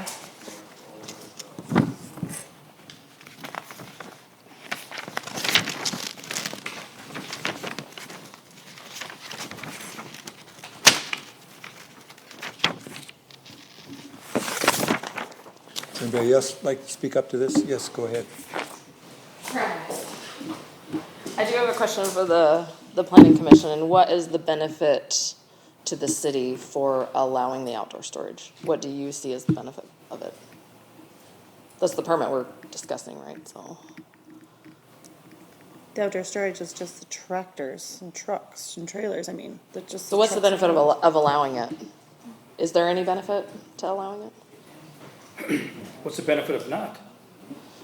You yourself said that the industrial park was full, so essentially there's demand for this But if somebody wants property. to, if somebody wants to buy a piece of property and they Yep. build a warehouse and stuff on it, and they've got trailers and Warehouse. stuff like that, Yep. then they come in and they get a permit, and they have to put screening around and all that kind of stuff, so they should be able to do that, they're paying their taxes and stuff like that, and meet up to the standards. But they're asking for a permit to park the trucks outside. That's the one you're discussing whether to approve or not, correct? Am I understanding correct? So it is possible you could not approve that, correct? And still allow the building, they're welcome to build the building, they're welcome to be here in the building, but not allow the trucks on site, is that true? You could. I'm just wondering, what's the benefit to the city? Is it that much of a tax benefit that we're gonna allow kind of an eyesore here? Is that, I'm not sure what the benefit is to the city to allow Very CST, large to be building, honest. yeah, it's a very large and I mean, it is a tax benefit. you know. How much? looking- Tax base. Looking at it Don't know. from a owner standpoint, if it was your personal residence, or even if an owner of a business, if they can't have what they need to run a business, that could be a challenge, and why would they build the building in the first place? You make my point.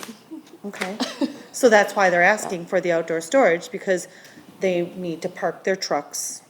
Do you And think that that's no one what else we're- would be interested in this property otherwise? Like, We- we're making an exception, but First other time. people, First other people time. may be interested in this property other than trucks coming in and out. Well, there's Okay. 7 more lots that other people can purchase and do whatever else they want in the zoning as well. And we're setting a precedent that we're gonna have outdoor storage With in screening. all of those areas. If But they, the east if they side is need not it. screened, the one I look at is trees, right? There's no berm established, maybe a berm would be nice on the east side. Because people, so essentially, you will have all these 8 properties, which will come in with lots of property tax money, that's great, right?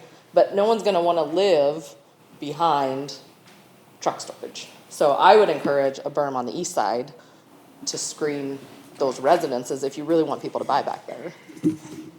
There is buffer on the east side. It is the vegetation and a drainage pond between the industrial and and we can go back to that Those trees layout. though, just pine trees kind of thing? I don't know And specifically. ponding and 100-foot So nothing tall. separation.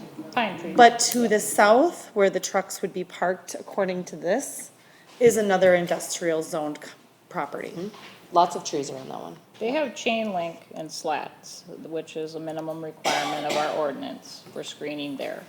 I guess I would So just they- ask the city, do you really feel like this is the company that you want? If we're in such high demand for the land, if we needed so much industrial property available, do we really want it to be something that's noisy and possibly an eyesore? That's my opinion on that one. Also, I'm curious, there was a talk of this company possibly building on the Ramsey now then border, and my understanding was that that did not go through because of the cost of redoing the road. That's according to Matt Look, who said that the Anoka County Commissioner. So I'm curious why maybe then that deal fell through and now we're in now then. Is- No, not that, Hold up. I looked at one property. sorry, and that yes, was it. Let's have a little order here. yep. I looked at this one property and that was it. I can clarify what Commissioner Look may have been confusing. Yes. There's another property that McCollum sold for a business that was originally looking to go in a residential area in southwest now then, and that didn't go through, and they came up to the commercial district and bought a different property from McCollum's. Okay, So it's a different business completely, it's a tree business. so I apologize if I had those confused. That was the information I had from him today. So I apologize if that is misinformation. Tell him to call me next time before he I gives will. out information. Will do. I would just, this is a large property. I just would encourage the city to really think about if this is what we want to expand into. That's all. Mr. Chair, Yes. there is no more appropriate place for outdoor storage of semi-trucks than an industrial zoning district. This is where it should be. You don't want it in your residential, you don't want it in your commercial district. You're along a major collector roadway. This is an appropriate location, land use wise, for what they're proposing. Yes, can we require them to, we can talk about screening, we can talk about fencing, whatever, but there is no more appropriate place. I bet every lot in here will have some outdoor storage. That's just the nature of the industries.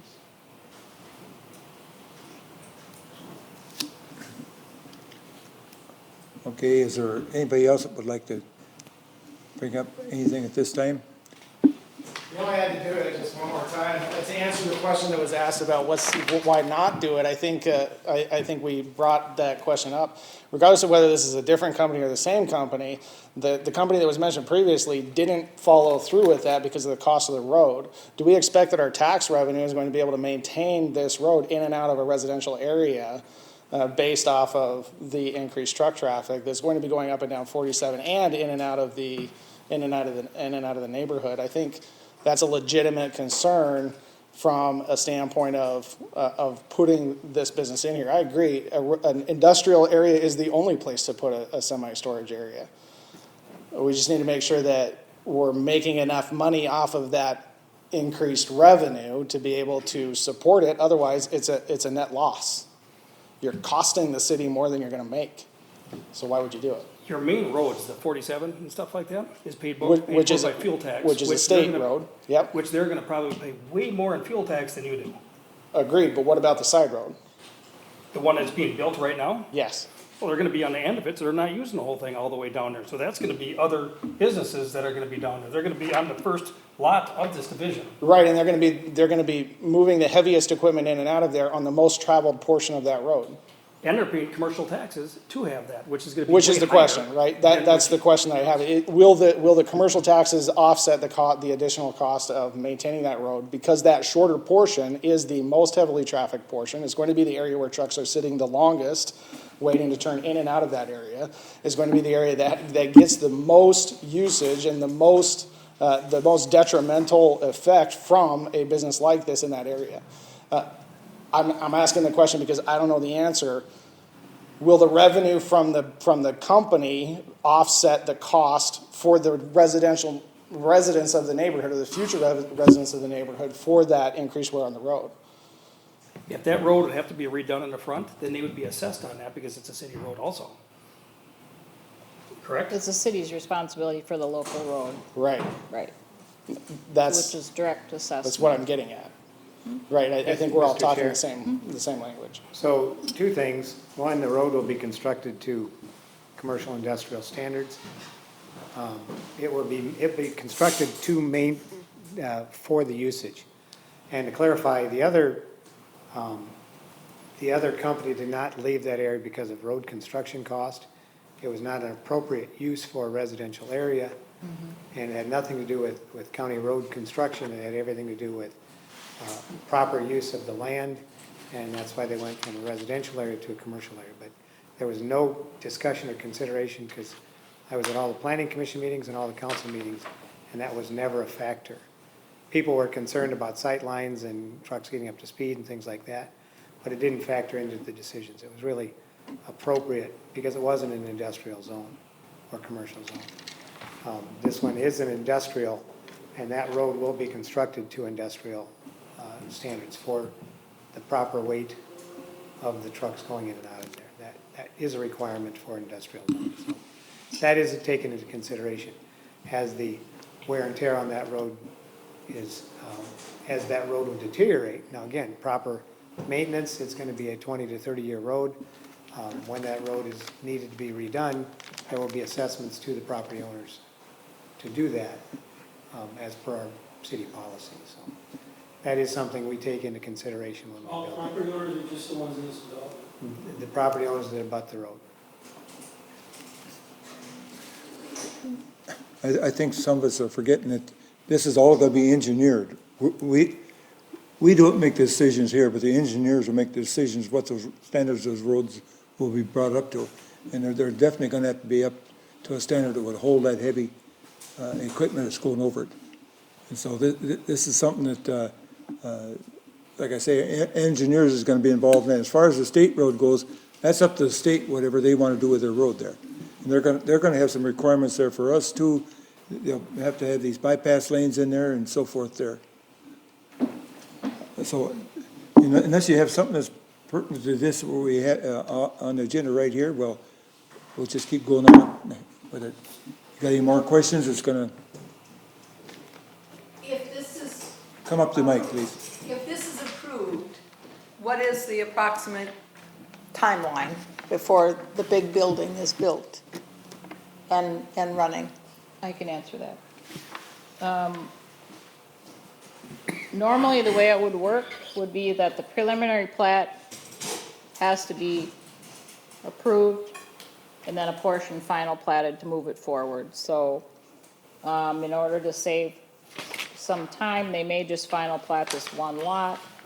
They will be required to build that section of roadway across the front of the parcel, and this stormwater pond to support the stormwater generated on the site. We just met with the city engineer this week, and he was open to that as long as these other infrastructure improvements were accommodated as part of this site. So in other words, we still have to know with that preliminary plat And he has to be comfortable with that overall stormwater plan for the 70 acres. And that is forthcoming. So, yeah, it's gonna be at least a month before they can get revised plans in, and then watch the city council agendas for upcoming consideration of that.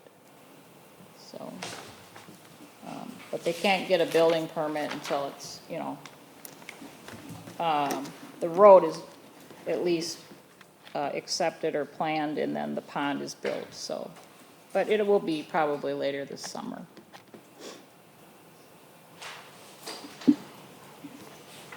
Okay, is there any more questions on that? Yeah. Kyle Gallardo, 18267 Fox Street. My question is there gonna be a ban on jake brakes? Jake brakes are huge. No matter if it's industrial or residential, you can hear those from miles away, and they shake your house. I have an autistic daughter, that kind of stuff really shakes and rattles her, and I'm just really concerned about the extra traffic and extra noise and that intersection on 47 and Viking Boulevard right there. You're already sitting there for 3 hours waiting just to get through on a Friday night or on your way home from work. And it's just a lot of extra truck traffic. Also, on the fence, they're putting a 10-foot tall fence. These trailers are 12-foot tall. So you're gonna be seeing the tops of trailers all across the back of this entire lot. How many trailers are gonna be stored on the lot? They have 16 trucks, but that doesn't mean you go by right way or roadway transportation, and there's hundreds of trailers in their lot. I know this lot's not that big, but that's all a consideration of how many trailers are gonna be stored on there. So I'm curious of what kind of restrictions for that. And in the springtime, there's road constructions in Oak Grove, or road restrictions in Oak Grove. Are they gonna abide by all those road restrictions during those thaw months? Because between 47 and 7th Avenue, that road right there gets so bouncy, and those semis driving up and down that road are just gonna rip that apart. They're not made for those semis. So that's my concern, and that's all I have to say. Sir, I didn't catch which street you were on. Are you in Oak Grove? Fox. I am in Oak Grove, yes. Fox? F-O-X? I can answer for your height. I only own 4 dry-land trailers. The rest are all flatbeds, so they'll all be below the height of the fence. So I put it 10 foot. 4 of them will be staying up, I have 4 trailers that are that height, so. and you're always the one in that. I can't tell you what my business is gonna be in 20 years. No, I can't tell you what it's gonna be in 50 years, but right now I have 4. And that's the most I've had in the last 15 years, so. And what about the jake brakes? I can't control it. The city wants to put ordinance in for jake brakes. They don't. Yeah, could you tell your drivers not to be using? They already use them. Yeah. Currently, they're not. They drive 47 all the time, and 22. They deliver to Bill's Super at all the convenience stores. We deliver to 2,500 convenience stores, all in residential neighborhoods. They're phenomenal with it. We don't get complaints from them. They deliver already. And we currently here locally, St. Francis, Oak Grove, now then. Talk to Bill's Super at, ask about their deliveries and how they do. And they'll let you know. I mean, I'm sure you've seen them there delivering their product. And all my company trucks have mufflers on it. I get it. The jake brakes are super loud. I totally get your annoyance on it because some of those guys have those straight pipes on there. And my wife is the first one to complain about them because they are annoying as heck where we used to live. I have mufflers on all my trucks, so it's a waste of money to do that, in my opinion. But Okay, let's go on here. Does the planning and zoning have any questions they want to ask here? If not, if there's nobody else got anything that's important to bring up this time, we'll close the public hearing then. We'll close the public hearing, now we'll act upon it. It was brought up, yes, go ahead. Mr. Chair, there was no recommendation on this one. Remember, this is the one we chatted about, that we can table the Okay. decision on it until next month, Okay, and wait for those revised plans. okay. Well, I make a motion, then we table it till next month. And somebody'd like to second that? Second. Commissioner Jorgensen, second. Any discussion? Seeing none, I'll call for the vote. All in favor, say aye. Aye. Aye. Opposed? Motion carried. Okay. You still may talk about any of the issues if you'd like, if you Yeah, well, want to see any changes, but there was, So, point of clarification, Chair. Are you gonna allow public input on the additional information? you don't have to. You could do it either way. You could continue the public hearing till next month, or you can close the public hearing, which I think you did, We did and close. then you can delay your decision on the matter. You could still, you know, if you want to allow additional comments, you can, but next month. I- I think we're gonna be getting some letters also. yeah, why don't they address it with letters? And, because this discussion could go on all night. We could always find something to talk about. Well, while they're here, then why don't you talk about the screening? Okay. And anything else that they raised? Okay, we had hours of operation too. Do we have to put something on that? No, we don't have to since it's not a home business, no. Okay. But on screening, we do.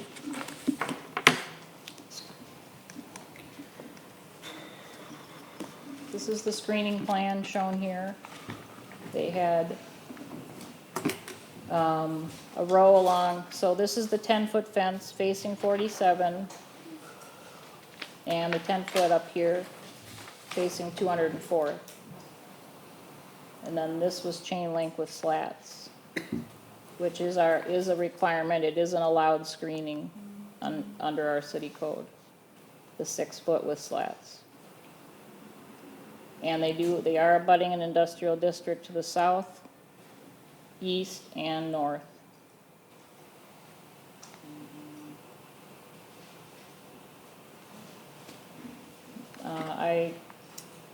In addition to being, you know, a city planner, I also have a landscape architecture degree, and honestly, I do think the types and locations of plant materials that are proposed was well done. In comparison to some I see. They did meet, we have minimum requirements for the number of trees and the number of shrubs, and that's based on the size of the building. So they have met that requirement. You will have this, drainage easement, this buffer here. You'll get some natural vegetation that will grow up certainly along the ponding area. You know, you could ask for a double row of, they have kind of staggered these evergreens here. These are deciduous trees a little further north. They may put a sign on the west end of this building or a monument out front somewhere. They're still deciding what to do. Could you say that the monument be like A and B welding? It's non-illuminated, it's static, like the state markers coming in from Taylor's Falls. It's very attractive for our area, I think. Yeah, the light pollution is just an issue too. Preference for non-lit sign. I know our ordinance requires internally lit, as opposed to spotlight, but they haven't proposed anything yet, so I can't comment on that, I guess.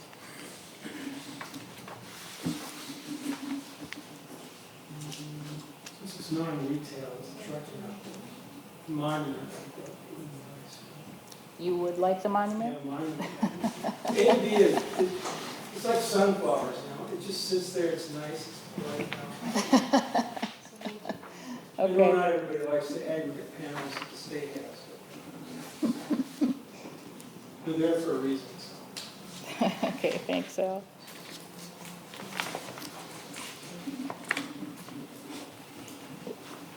This is tabled, so this will be more discussion on this later, right? Yeah, it is past your 9 o'clock cutoff. yeah, if you know, well, what do you think? Tell them what you think about the screening. Do you like it? Do you want to change it? The fencing and the screening seems to be the issue. We can try to get some more information in the next month about lighting. How's that?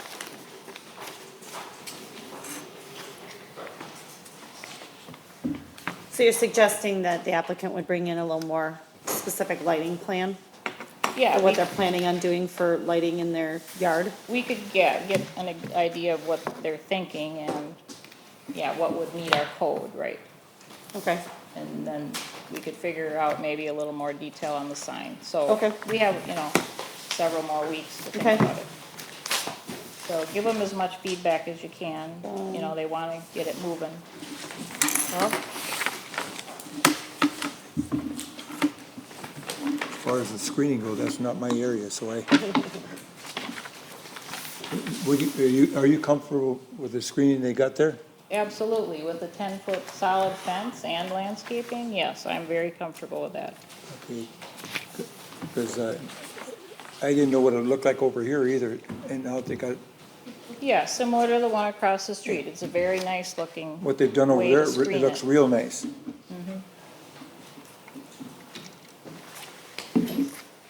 I don't see any, issues with what's been given to us on the landscape plan right now. Looks nice.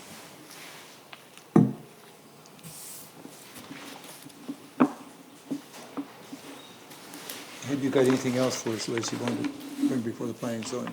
The only suggestion I made was to have some tall native grasses along the front edge of that employee parking in the front. There's shrubs there currently. No, well, against the building they do, but see, you're supposed to have them on the street side. Oh, okay. So anything along the north side of the parking lot there. Oh, that's what you're saying, okay. Okay. It's supposed to be 3 feet high. There's some native grasses that get that high or other shrubs that are tough as far as being able to withstand the snow load.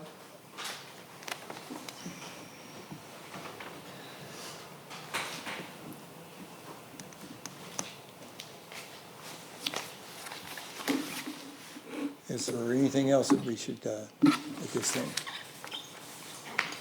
So do you want to continue the public hearing or do you want Well, we've already tabled it. to, okay, you're gonna table the decision, but, Yep, yes. okay.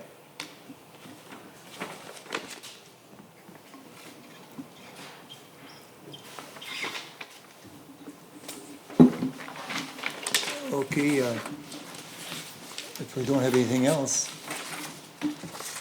Yeah, no other motion necessary. So. okay, in other words, we can entertain a motion to adjourn then. I'll motion to adjourn. I'll second. Commissioner Schiller made the motion. Thank you for coming, everybody. And it was seconded by Commissioner Jorgensen. All in favor, say aye. Take care of that quickly.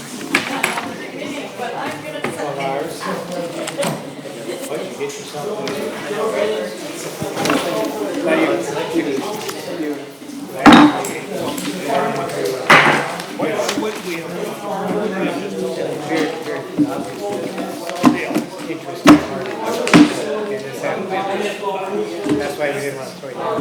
Hi. How are ya? There are some things that they have to adjust. It was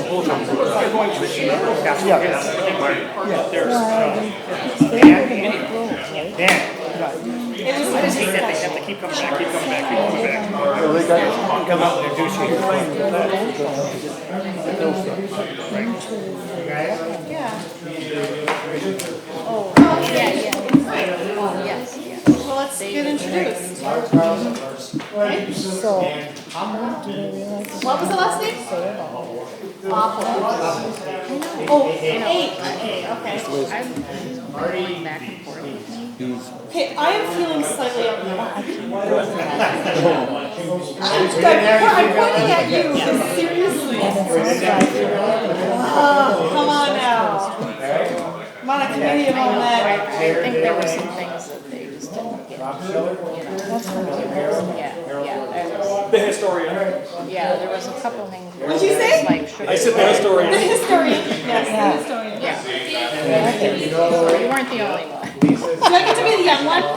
One Rob, question I do I get have, to and be- I raised it way back on the comp I plan. think so. Okay. And I know we both I do. brought the wrong one. You know what, you're right. But on You are. your I suppose, yeah, you You are. want a map up with the flag? What do you think,